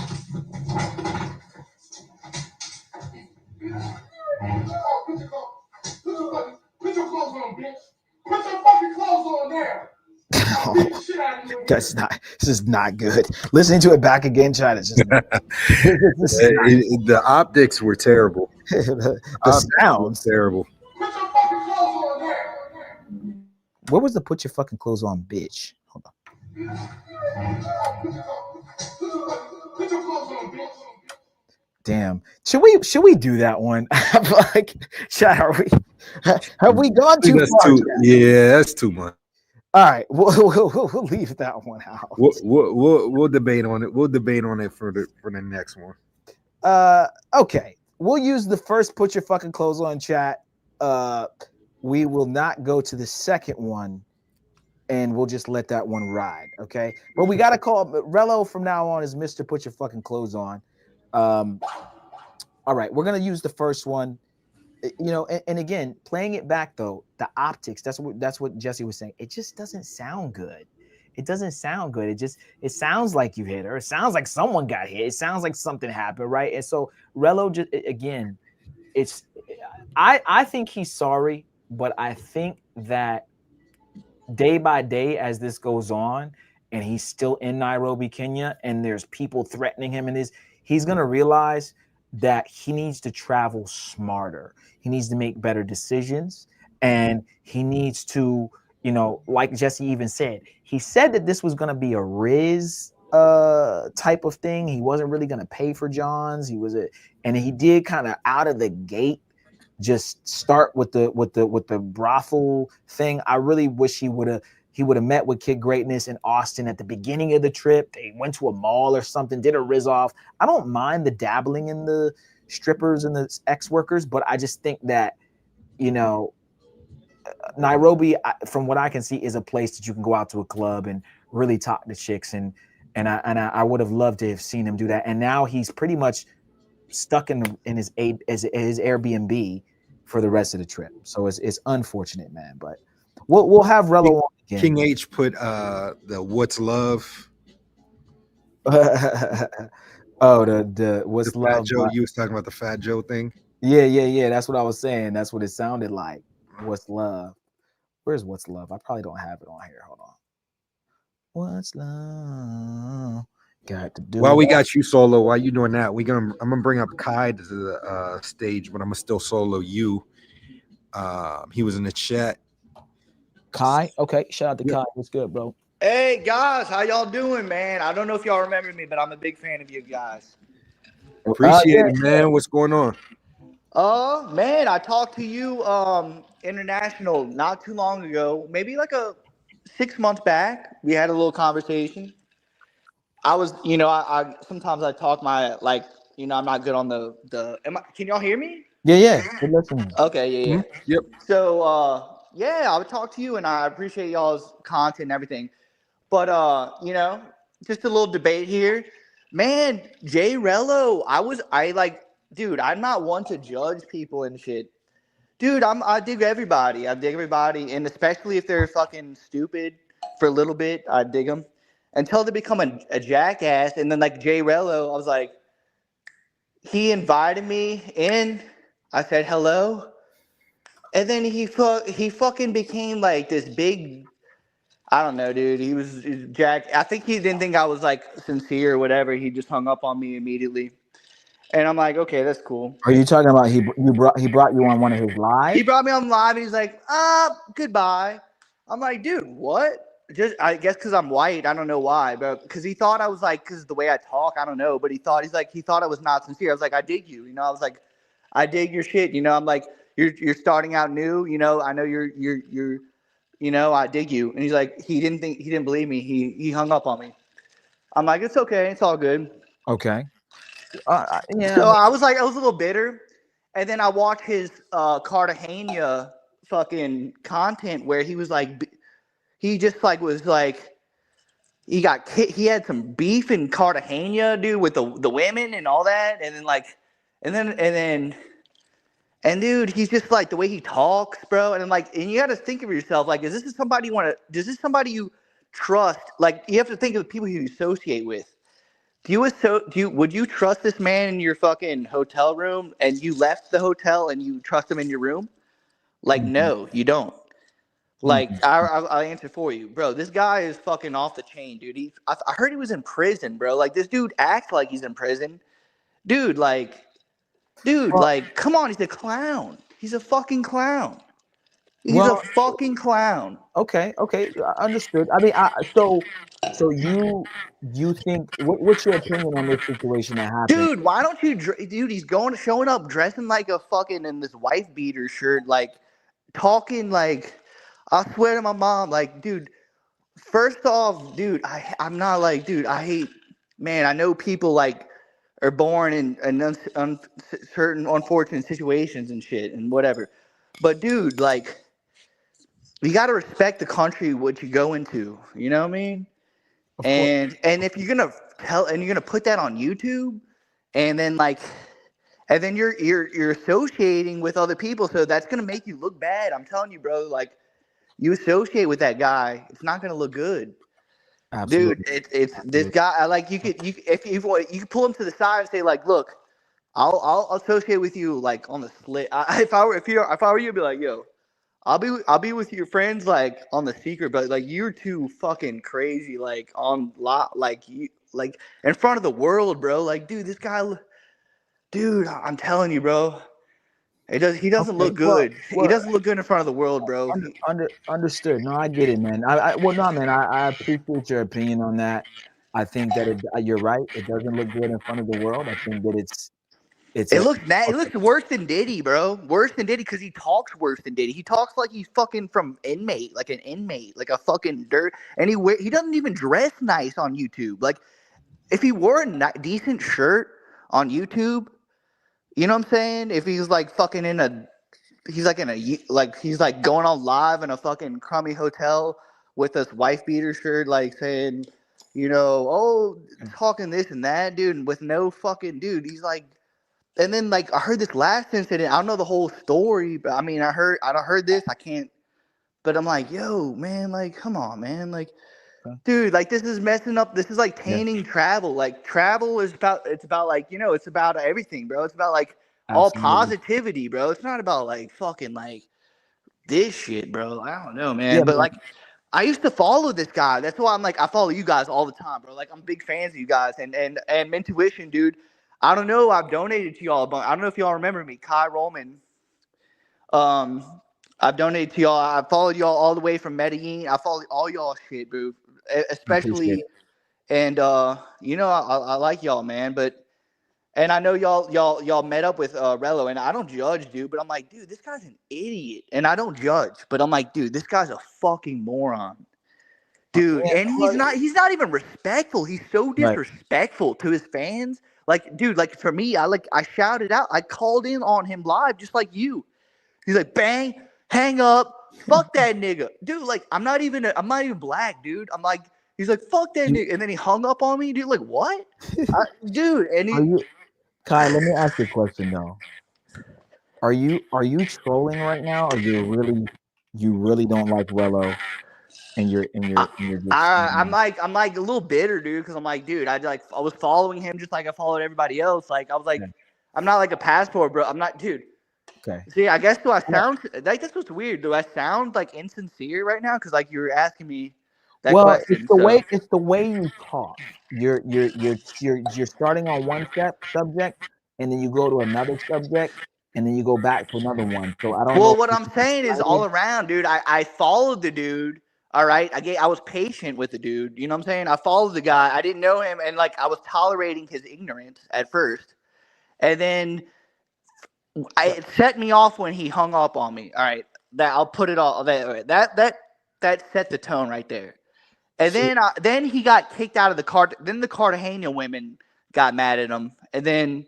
You know what I'm saying? There was like a downfall from there, and then I'm watching, and I'm still watching, you know. And then I watch other channels. I'm watching Razor Ray. I'm watching them all, dude. I'm not trolling, dude. I promise. No, I'm saying I'm sincere as a motherfucker. So you went on Rello's panel. He kicked you off, and you kind of had a sour taste in your mouth. A little bit, yeah, a little bit. I was like, dude, what? Like, he didn't even give me a chance. I was like, yo, hey, how you doing, bro? I like your content. Oh, really? Cool. And then he did like that, you know what I'm saying? It sounds like Rello too. It sounds like, dude, that was so fucked up. Like that's like that sounds ignorant. So here's what I'll say though. The dude, and he doesn't even. Yeah. Go ahead. Here's what I'll say though, because I want to make sure we kind of wind it down. Right. I appreciate you for coming on. I think your opinion. We take your opinion in the validity of it. Like I'm sure he probably did kick you off. I don't think that's cool if someone's coming on. You know, I let you talk and voice your opinion. Oh, that's not why, dude. Come on, dude. That's not, dude. If you're thinking why he kicked me off, dude, just look at the history of the motherfucker, dude. Come on, I'm not bitter because he kicked me off, so it's not that, dude. Well, I'm not sad because J-RELLO kicked me off his channel. That dude, trust me, dude. J-RELLO kicked me off his channel. I was like mad about it because like. I'm like better than J-RELLO, and for a dude like institutionalized to kick me off a channel like that was bitter for me because like I'm like a better individual than this dude. So like for him to kick me off, that's why I was soured. Let me put that off that way. So like, okay. Kai, do you typically? So I'm not sad about that. What I'm sad about is like anyone who associates with this dude like should be careful because clearly this dude's a jackass. Well, look, like, dude, like anyone could be, dude. He's like worse than Steve. He could fucking staple his. I can't say anything on YouTube like that. But like, dude, this guy is clearly a fuck, dude. He's going back to jail probably one day, dude. I'm just gonna say it like that. Like, I'm probably predicting. Kai, we do appreciate your opinion, bro. We're gonna bring the next guest in, but all right, thank you for bringing me on. I'm a fan of y'all still. I appreciate y'all. I appreciate the debate. Yeah, I mean, it was a healthy debate. I mean, I clearly, I'm sure y'all still like, or maybe non-sided. Maybe I don't know if y'all maybe on his side more, but it's. All right, catch you on the next one, man. We appreciate you, Kai. Thank you so much. You had to do it in a more funny way. I was trying to tee it up. I think catch him on the next one is good right there. What did you want me to do? You did get a mid-sentence. Yeah, I had to wait till you were talking. And shout out to Kai. Thank you, Kai. What did he say? He said, see if he got his tray table up. What the fuck? Yeah. All right, guys, I found it. Here it is. Okay. All right, remember? Okay, it's put the fucking mic on. Hold on. Put your fucking clothes on. Yeah, chat, I swear it's close. Listen. Put the fucking mic on. Should have asked him if he had his clothes on. Hey, Kai, do you have your clothes on? Put your fucking clothes on. Put the fucking mic. Put the fucking mic on. Put your fucking clothes on. Put your fucking clothes on. Hey, remix, guys. Put your fucking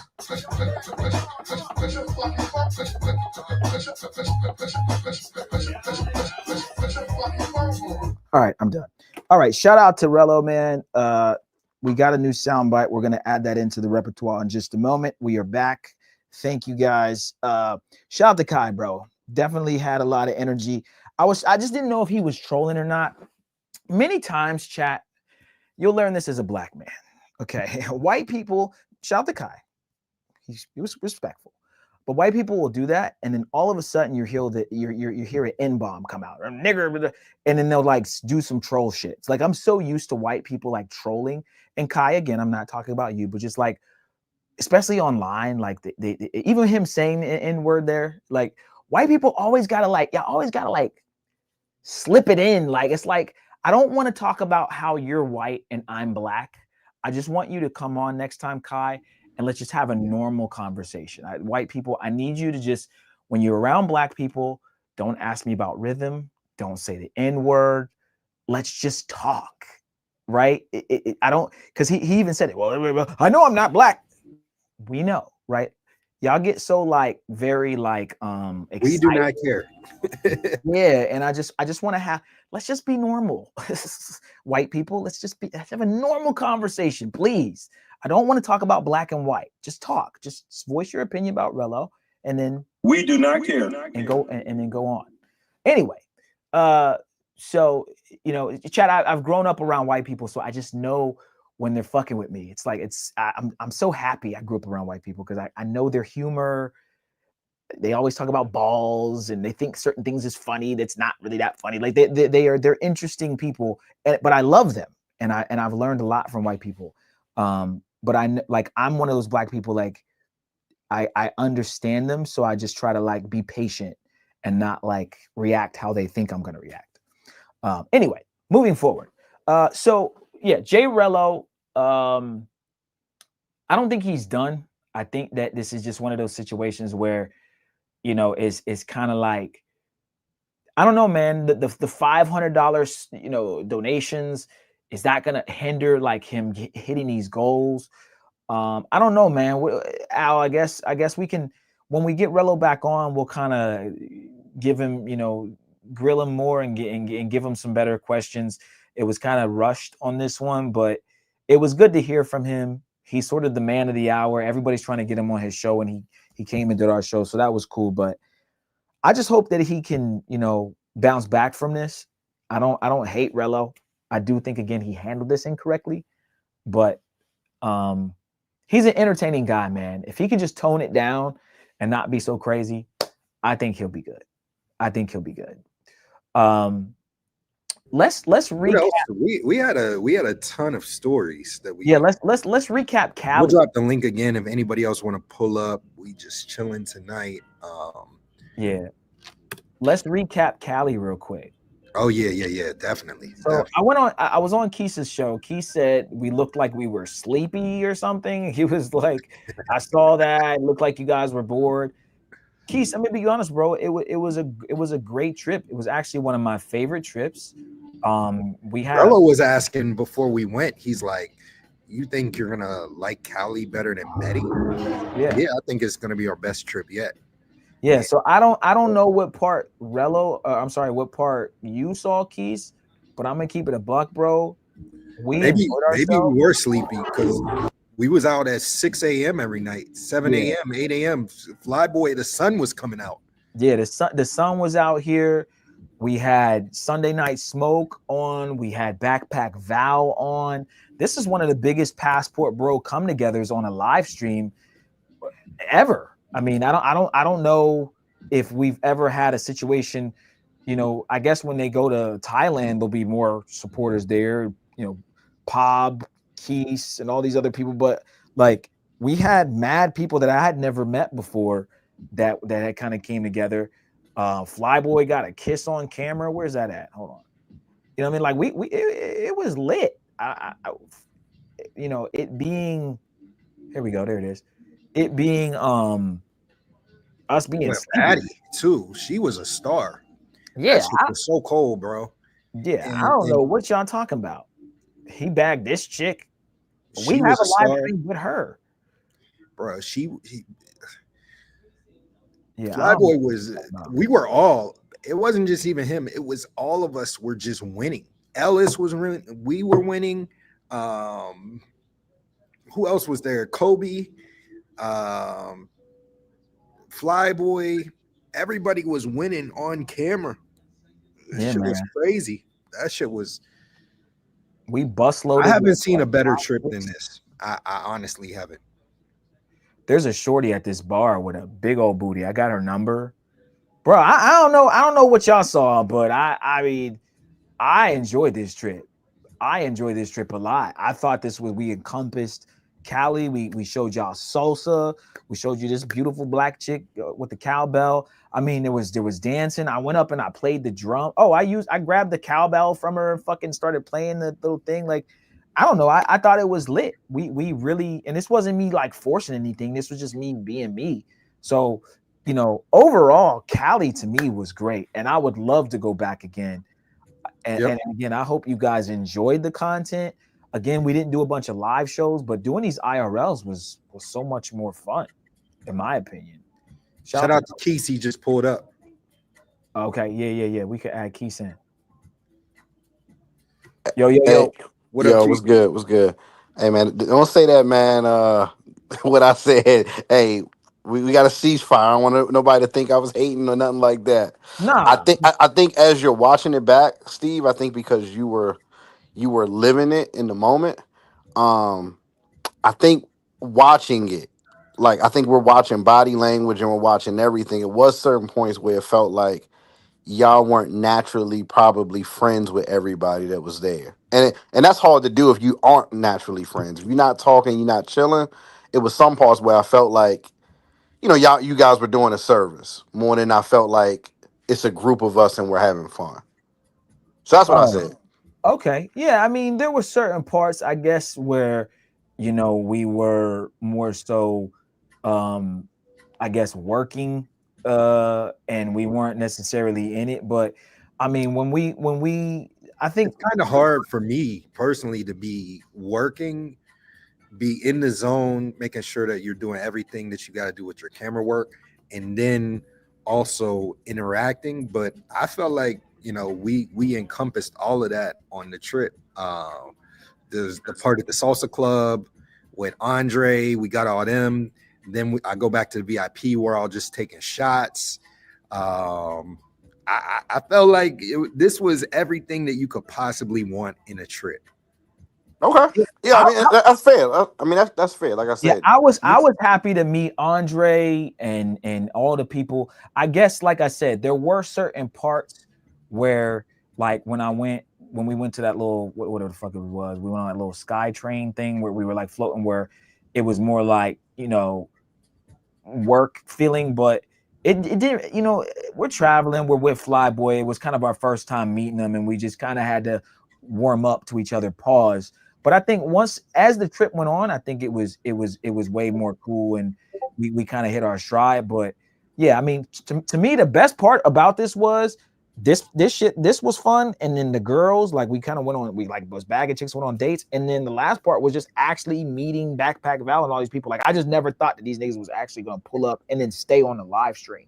So it was kind of dope to just mob out to certain places together. But was it like crazy funny parts? Like, we're just like, no, not really. I think it was just more like this. To me, this trip was showing the culture of Petronio Alvarez.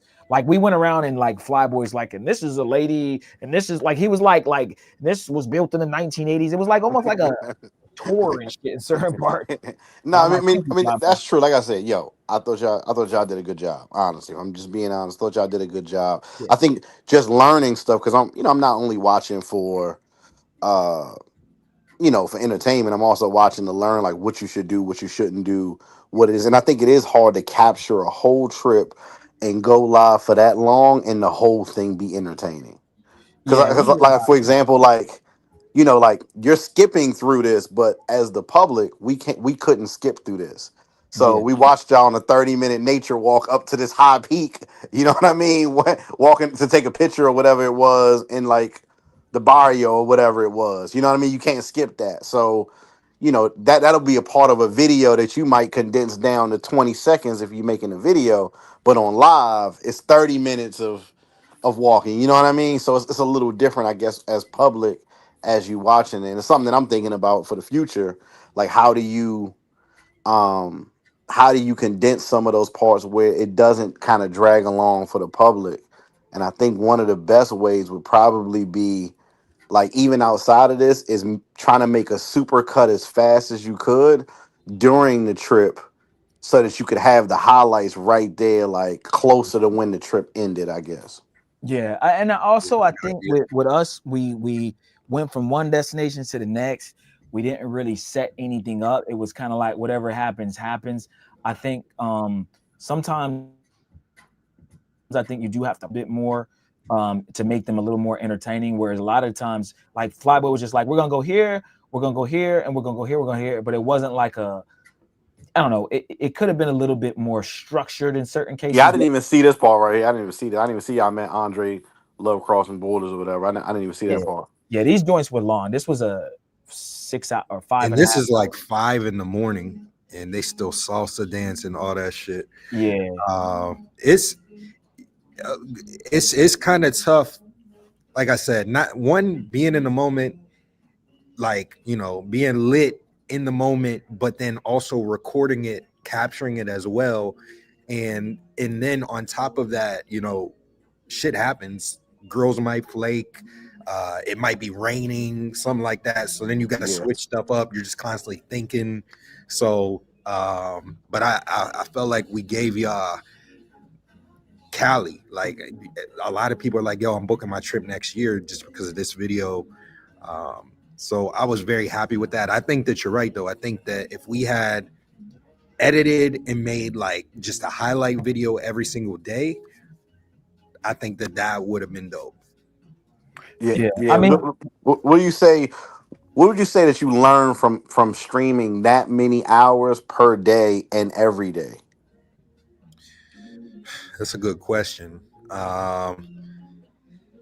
Because that's a task, and again, this isn't me judging it, because I don't know if I could accomplish half of that. Honestly, we're gonna find out, but I don't know. Like, what would you say would be like the biggest takeaway of doing this? Like, trying to capture it, make it lit for the people, but not impede the fun you're actually having. I mean, I think it's got to be, you got to have a solid team. It took every one of us doing stuff. Flyboy's over here losing his voice, so me and Steve got to talk more, or Steve's carrying this heavy ass backpack for 5 hours. I'm gonna pick it up. I'm gonna do that. You go kick it with them, entertain the girls. Steve was actually doing a stream for King the other day, and I was watching it. I caught some of it, and King had to go and like pay for bowling and do all the administrative shit, and then the girls are just chilling. So Steve goes and buys the girls drinks out of his own money, keep them entertained while King's going and doing this other stuff. He's on camera, he's engaging with the chat. It's just got to be like everybody's got to be focused to working together as a team, and just you can't forget the goal in mind. Just producing dope content. Gotcha. So Okay. that's what I want. Shit. Dope. Yeah, I think for me, Flyboy, one of the things that I think we could do better next time though, because Flyboy would be like something, and then he'd be like, go ahead. Like he kind of like passed me the mic. It's like Flyboy, we didn't really have to, you don't have to say like go ahead. Like he kind of had this, it was kind of like it was a little. He was directing the show. Yeah, I wish he would have just I would have rather just been conversations. Like I said, it seemed like Flyboy was kind of doing like a tour because he knew so much about it that he wanted to really encompass it. But again, he hired us. That's how he wanted it to be. So I'm not, you know what I'm saying? Like I was just going with the flow. There's an arcade sign. Why is it so loud? My bad, y'all. I mean, Where I was trying to bring up the. Yeah, so this was what was this? This was yesterday, day before yesterday. This was lit. This nigga just be having bitches, bro.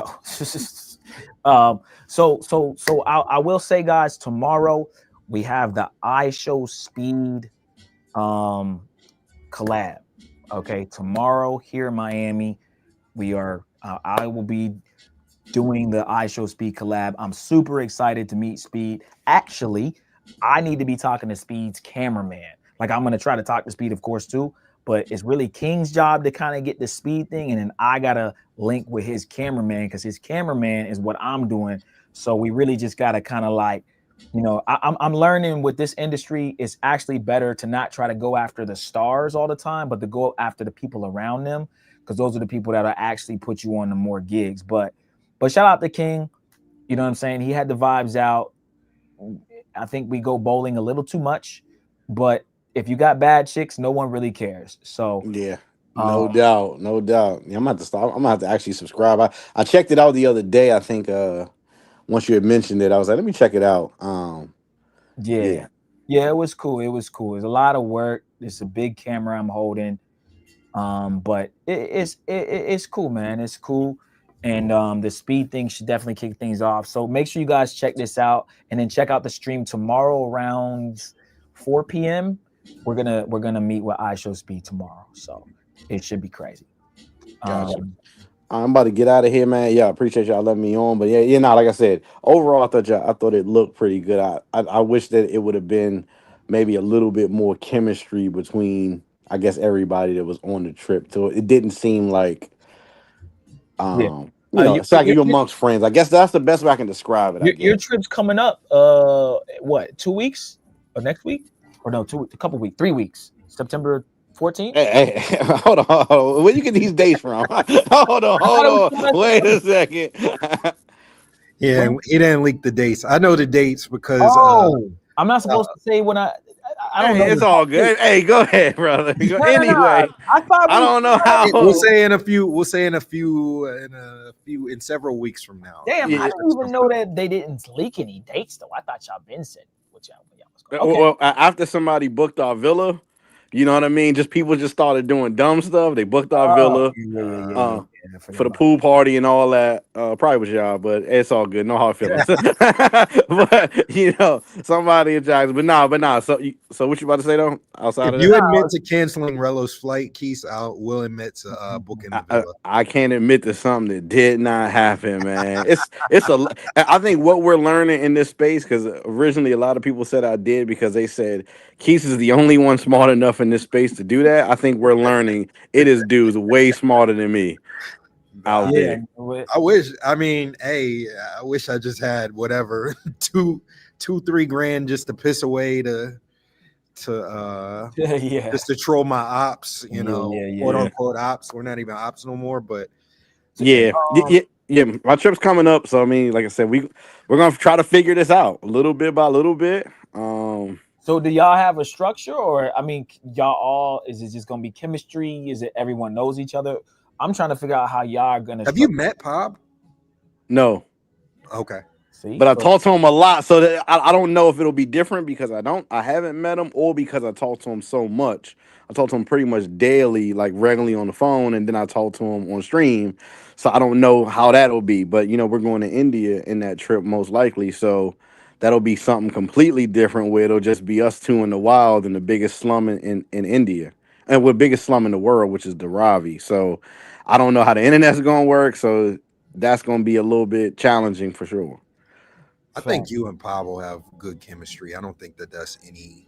You got to have chemistry and the equipment working right. So those are two things for sure. But I mean, I don't know. Like I said, we're gonna see how we can make it work. How many days we can stream? How many hours? You know, we got a pool party, so I don't know, man. Like I said, I would like to say it's gonna go perfect, but I just know that's not realistic. So I'm just gonna say, yeah, I'm just hoping for a good trip.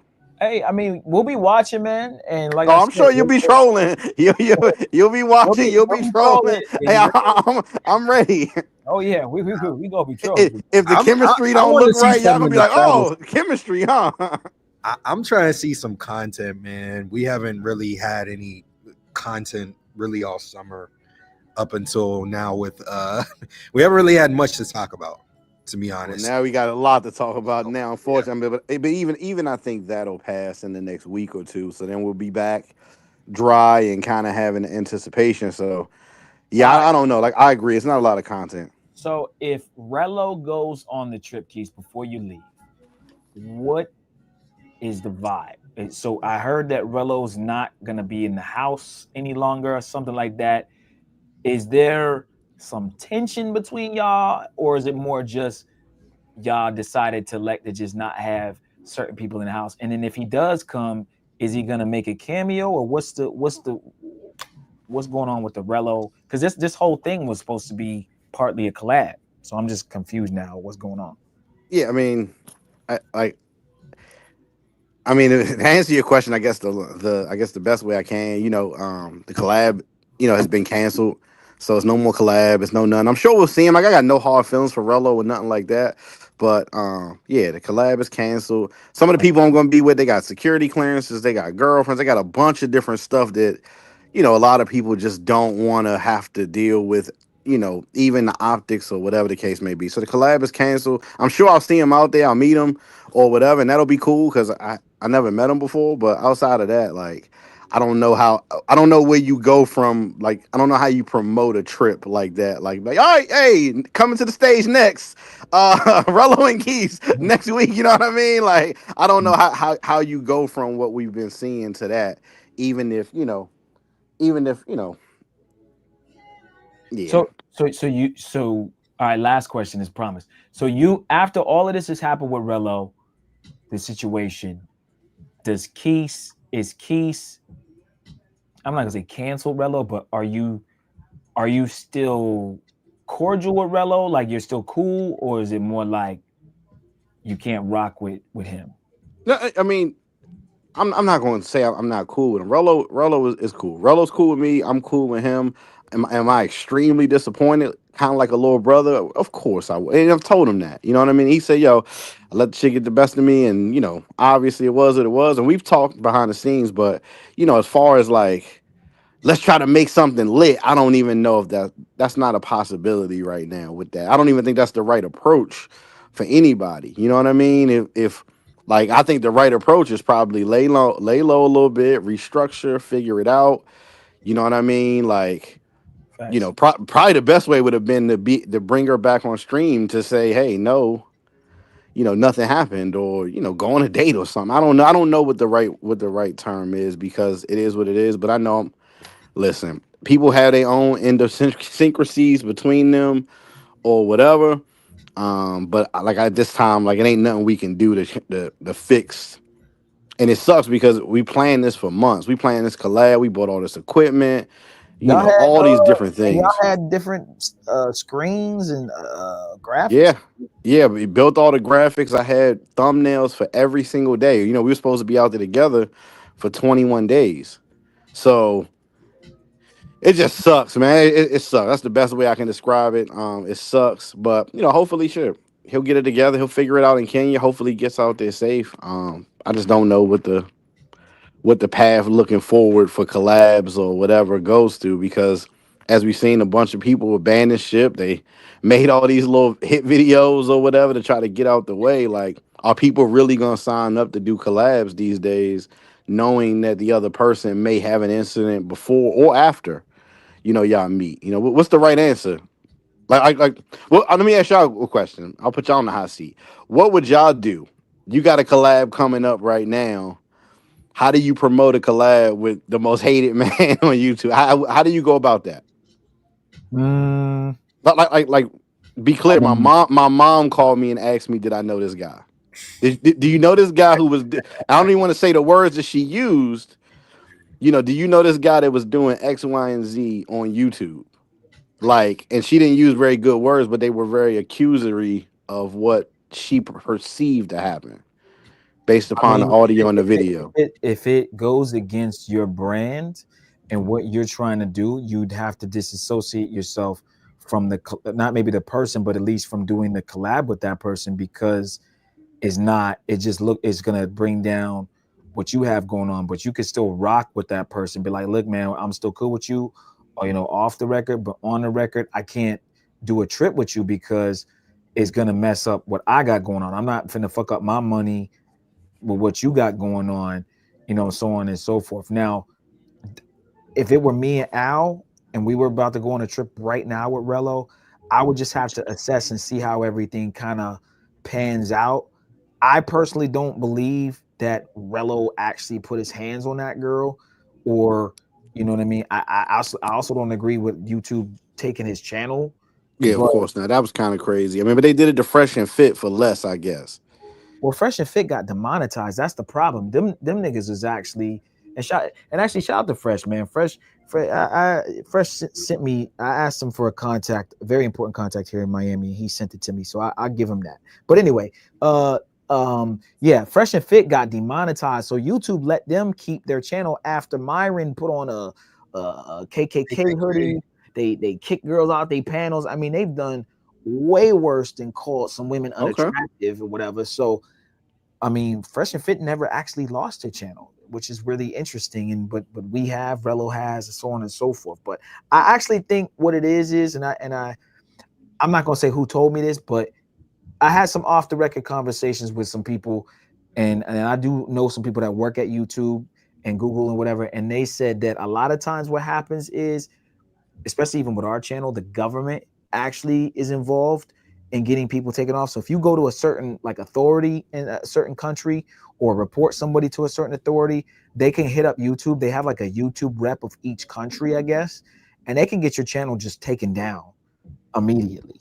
I think Rello hit a point where it definitely reached national news in Kenya, and they just was like, all right, cool, we just gonna reach out to our, you know, whatever. And I don't think it was a bunch of people that just reported the video, bro. I think it was a bunch of people that reported it, because if you read the comments and the thing, everybody kept saying, I'm gonna report it, I'm gonna keep doing it.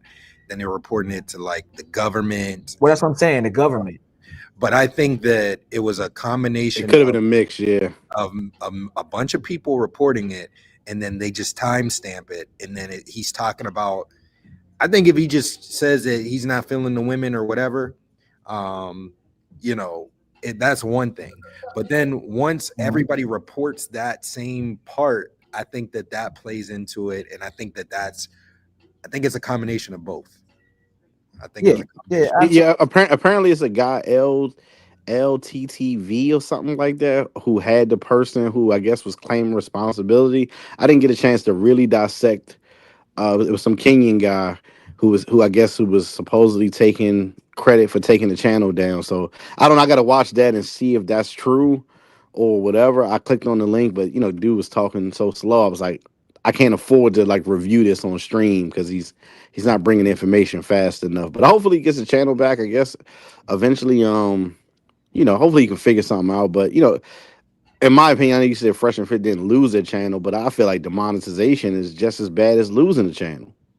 Well, it's only as bad as the problem. The reason why it's not as bad though is because they didn't delete really any of their videos, and then they still are funneling all of their show stuff to their Patreon, their locals. Rumble. And Rumble cut them the check too. Yeah, so Myron and them just go live on YouTube, and then after an hour they go, all right, we're going over to Rumble, and then they may get 5,000 to 10,000 people to change platforms. Yeah, sometimes. Yeah, man, I guess that's better. You don't have to try to. Your audience doesn't have to try to find you all over again. Yeah, so I can see that. Deleting the channel would have been devastating to them. They'd have lost everything, or a good amount of everything, and then they had to start at Rumble with, however many subscribers. People, they'd have been more fucked. So I'm surprised YouTube kept it, but it is what it is. But yeah, I mean, hopefully Rello gets his shit back. I doubt it, but let's hope for no other, moments. Let's hope he gets home safe for sure. That's like the number one thing. I hope he gets home safe. I really do. Like I said, I don't hate the guy. I don't have a problem with him. I think it was very, very foolish to put yourself in that situation. But outside of that, man, like I always had love for him, like a little brother. So shout out to him, man. How Austin and Kid Greatness and all them handled it. I know you kind of talked about it. I saw a couple of your lives. Yeah, I didn't love it because I felt like, it was one thing to like just say like, man, I didn't expect this to happen. It was another thing to act like you didn't even know how he got there and all that. I thought that was just weak, man. I get what people saying like they live there, but honestly, I'm a little tired. I don't know if because I've never been an expat before. I'm tired of the I live there circuit. Now I know I was living in Brazil, but living there without a purchase of property, I guess, in the country, or not having like a kid in the country or a marriage in the country, I understand you got some things that could tie you there, but it ain't like really like Kid Greatness can't pick up and move right now and be done with Kenya if he really had to. If he got too hot. Because Austin got like a whole brand. Like Austin, Kid Greatness, yeah, I don't agree. But what about Austin? I don't agree with either one, but what about like, Austin got a whole brand. He's responsible for like the majority of black dudes over there in Kenya right now. What do you think about him? Like saying, I'm not gonna sacrifice that brand for I don't even know if it's a sacrifice the brand thing. And I think Austin had a lot less I guess integration with what Rello was trying to do as far as like the co-collabing thing. I think he was kind of like, oh yeah, we'll do something, but I feel like Kid Greatness was really like ingrained in what was supposed to happen in Kenya. They met up twice. They're supposed to do some competition, so it was more of a thing. Where I understand Austin, but at the same time, like if they weren't that afraid, they went out. They were live again out that same night and the next day, so it wasn't that pressing. And again, even Austin, I mean, we didn't think he was leaving Brazil, but he picked up and left Brazil, and then he left Thailand. It's like, unless you got like a property you done spent a bunch of money on, you really could take this show to any other country. Most people have done it anyway. They've taken it from one country to the next. Only person who probably can is probably Zoom to Thailand because his name is Zoom to Thailand. Other than that, you can move your show somewhere else, I think. But he doesn't have to. I guess it worked. I just don't know if I would take that stance against somebody, that stance. Yeah. So hopefully nobody else does nothing stupid. So he's a scum of the earth, and then he said he's a fan of the channel. Well, the other part that I hate too is that people with I didn't know about this record thing. A lot of people pull that, but it's like, that's not true because like Kid Greatness didn't find out about the record 4 hours after Rello had his issue and to make a video mentioning it. That didn't happen. He knew what it was before. I just thought that was overall weak, man. Just weak. Yeah. I mean, we'll see how it all pans out. I mean, we're gonna get Rello on again, and we'll talk a little bit more and check the temperature with him. But he's hot for the wrong reason right now, I guess. But Would you want this type of? I mean, I don't. Have y'all seen a story other than the Austin Brazil thing that has shut down all of like the travel space like this? Nah, I think this is bigger than the Austin and Brazil too. I think that. Well, I don't know, because I don't think so. I guess it seems like that now, but in the moment, that was a huge story. Yeah, well, it was a huge story back. I think this one is big. Just pause. That this story is a little bit bigger only because I'm seeing. I feel like the travel space is a little bit more opened up now to the people, and I'm seeing it on channels. I'm telling you, it might be a channel that shows practicing kicking soccer balls or like passport bro. They're like, it don't make no sense, man. It's ridiculous, and it still shows playing for it. So I don't They know when said it'll Brian cool came down. out of retirement to talk about it. I mean, I ain't made nothing, and then next thing you know, it's like, oh, I'm gonna talk about this. Oh yeah, didn't somebody say Peso Man came back? Peso Man, I saw him No, on he didn't. the other day. Yeah, I can't remember whose channel. Bro, all this stuff's popping up on my timeline, so I just clicked. Peso Man came out of retirement. That's He crazy. came out of retirement. Was on the panel. That shit was crazy. So I gotta find that video and watch it. So, how long do y'all think? Last question before I get off here. Well, two questions actually. How long do you think it's going to take to cool down? I said 3 weeks, like 2 weeks. Yeah, 2 weeks. 2 weeks. You think it's completely gone? Like nobody's really talking about it. Yeah. When he comes back to the States, as long as nothing, hopefully, God forbid something happens at the airport or anything, hopefully nothing happens. If he comes back and, let's say he comes back next week, I think in another week or so, people aren't going to really be talking about it all crazy. Gotcha. Yeah, I gave it 2 weeks. Second to the last question. Was that the second last question? After that, what do you think the best response is when it comes to whether it's making content? Do you think the best course is to lay low and just chill, or do you think it's to make another piece of content where people aren't talking about this piece of content right now? I honestly don't even know what I thought. I knew, like, the day after it happened, everybody was outraged, and then Rello does a fundraiser for 2 bands, and then he raises 1,000 like easily. Like, I did not see that coming. Like, that shit's crazy. After they donated 1,000, what was it, 1,000 or 2,000 a day before? Yeah. So I don't. It's hard to even say now. I think your idea was good, but it's already past that time. I mean, I guess he still could get the chick on and say nothing happened, but I don't think anybody would believe him at this point. I think you would have had to do it right afterwards.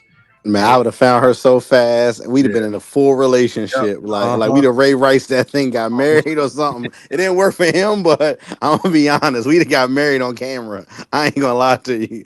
We'd have got engaged. We'd have done something. But all right, y'all. I'm out of here, man. Appreciate y'all having me, man. All right, man. Appreciate you pulling up. Put your fucking clothes on. I had to do it. Put your fucking clothes on. Didn't have a choice, chat. We got the new soundbite. Put your fucking clothes on. Yes, sir. Mr. Put Your Fucking Clothes On, J-RELLO himself. We will get him back on. I will say this. J-RELLO is entertaining, bro. If there's one thing that you can say about him, is he's an entertaining ass motherfucker. Because this nigga, the situation's not good, of course, but it's like only him. You know what I'm saying? Really, he's really him. Like he be saying, like he would only be the person wrapped up in some crazy shit like this. I do wish that he could not have such bad things happen, but channel some of these viral moments to stardom. Because me and you have said it, and I've said it many times. He's the one person in the travel space that I think could easily become famous for what he's doing because he's that entertaining. It's just unfortunate that these little hiccups happen, and is like this is a big moment, but it's a bad big moment. You know what I'm saying? But Rello easily, with his personality and the way he is, out of here. He's a star. He's a star. No homo, no Diddy. But like, if I was like a talent manager, like he's the kind of person you could be like, I could see he's gonna be a star. Yeah, like he could be something bigger than what he is. It was Travel Time with Paul's channel, and that just randomly popped up in the algo. I've never seen, no disrespect or anything, I've never seen a Travel Time with Paul episode or anything live, anything, and that popped up, and then I clicked it, and then I see Peso Man came out of it. Like, that's Peso Man came out of retirement. Floyd came out of retirement. I want some hawkers. I didn't even see the Floyd thing, but they said he was talking about it. So that is crazy. Yeah. What else do we got? Anything else? I'm getting tired. Yeah, I'm about to get to sleep. I'm jet lagged all day. Yeah, jet lag. Yeah, chat. We're jet lagged. This was a good show to come back on, though, chat. I'm glad we have 100 people in the chat. We had almost 200 in the chat earlier. And I think when we'll do another Rello. We're not gonna beat a dead horse with it, chat, but I think we can get Rello on again, and maybe you guys can join the panel and ask him directly. Any questions you guys may have. Again, could he have handled it better? Absolutely. But I just don't like to make assumptions. He did this, he did that, he's a terrible person. Did he make a mistake? The earth. Yeah, did he make the earth? And a fan of Kid Greatness's. I tried to teach him. He's a fan of my channel and my content. It's weird because it was almost like these weird kind of shameless plugs, but also like sneak disses, and then also again the disassociation because they live in Kenya. They needed to say certain things. Like that's not what like I get it. Like they're trying to just be politically correct, but that's fake in my opinion. With a guy that you just hung out with, that you've been talking to for weeks, if not months, before he came down there. I just think that Kid Greatness, they never really fuck with Rello. If that's what you would do, if something like that happened, and you immediately just snap to make a video like that and talk shit on them, you ain't really fuck with them like that anyway. We might have to get a Scum of the Earth soundbite, or we might have to soundbite something in there. What live was that? Was that that's the one that you just played? Kid Greatness. Okay. Or we might have to soundbite him saying he got his chain snatched. Oh my god. Shout out to Passport. Love me. Scum of the Earth soundbite loading. Yeah, man. We'll figure it out. So yeah, guys. We're gonna wind down, man. I got a long day tomorrow. We're doing an iShow speed stream, and I need to be rested for this shit. Should be fun. I am happy I get to sleep in. We're not meeting with Speed till later in the day, which is good. But yeah, guys, hard work pays off. We're gonna continue to, give you guys content. We got some really cool content in store coming soon for the Patreon. That Al's working on, I'm working on, and crazy shit. I got some shit from King 68. Some of the trips that we've been going on, some exclusive stuff. I'm gonna post a lot of that for you guys. So. More overseas dates, more overseas kicking it with some baddies. I'm gonna get all that shit on camera, but I'm gonna do it the right way, the way that we've been doing it, to where we haven't had any issues. Yeah. All right, guys, we're gonna wind down. Let's go over our locals and our housekeeping shit here real quick, and then we'll wind down the show. Let's see here. All right, guys, real quick before we wind down, man. Join our locals. That is mentuition.locals.com. It's where you guys are going to see all the behind the scenes footage of all the beautiful ladies, all the Brazilian big booty chicks right here.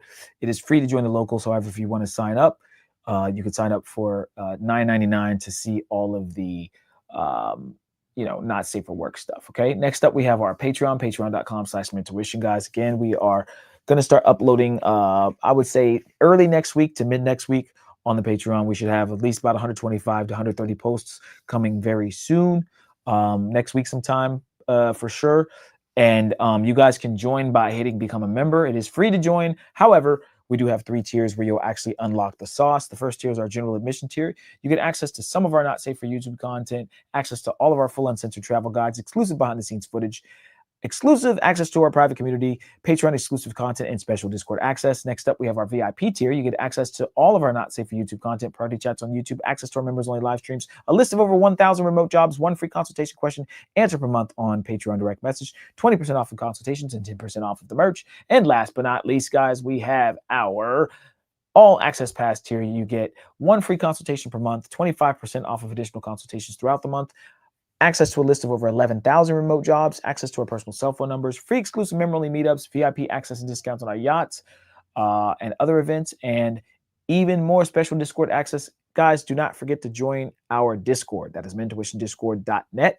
It is a free community, no cost at all, where you guys can chat behind the scenes on your upcoming travel plans. I'm on Discord. Sorry, I hit my mic there. I'm on Discord. Al's on Discord. So if you guys want to hit us up, you can join that Discord for free. Again, that's mentorwishingdiscord.net. Also, join our Facebook group, guys.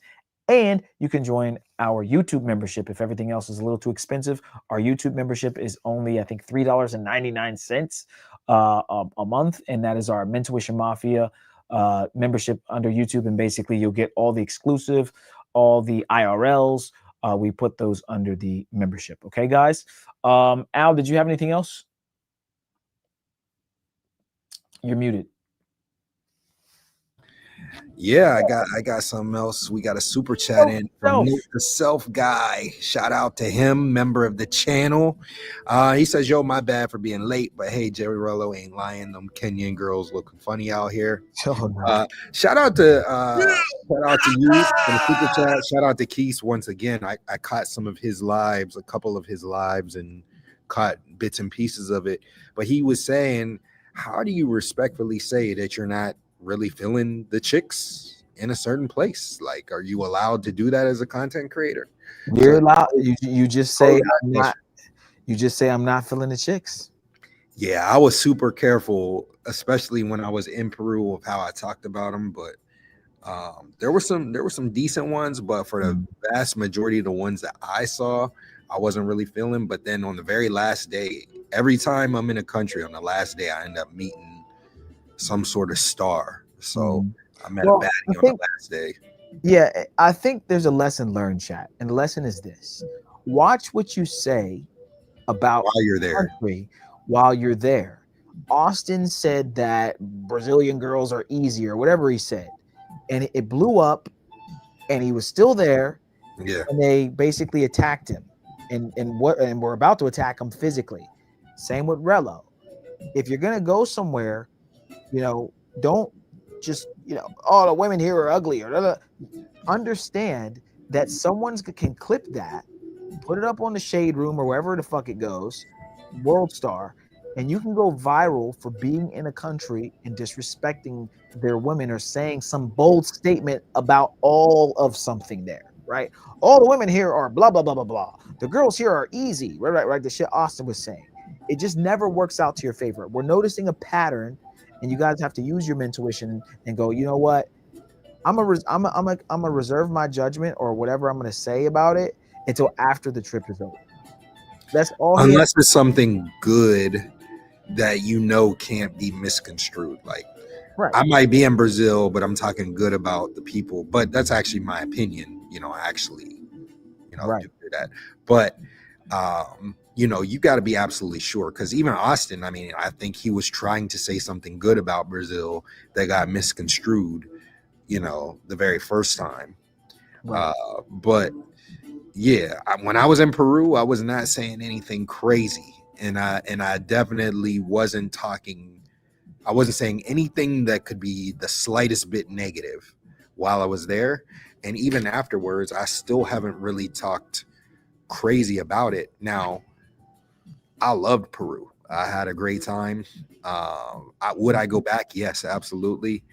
And I think it's a dope country for a lot of other reasons. However, as far as the women are concerned, they aren't my favorite as far as countries I've been to. They're not.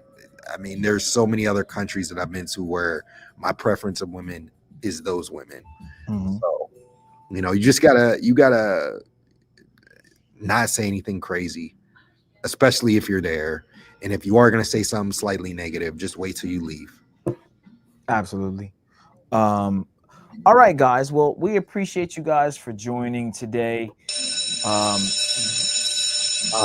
Shout out to our live inside. I want to read a couple of these real quick just because members.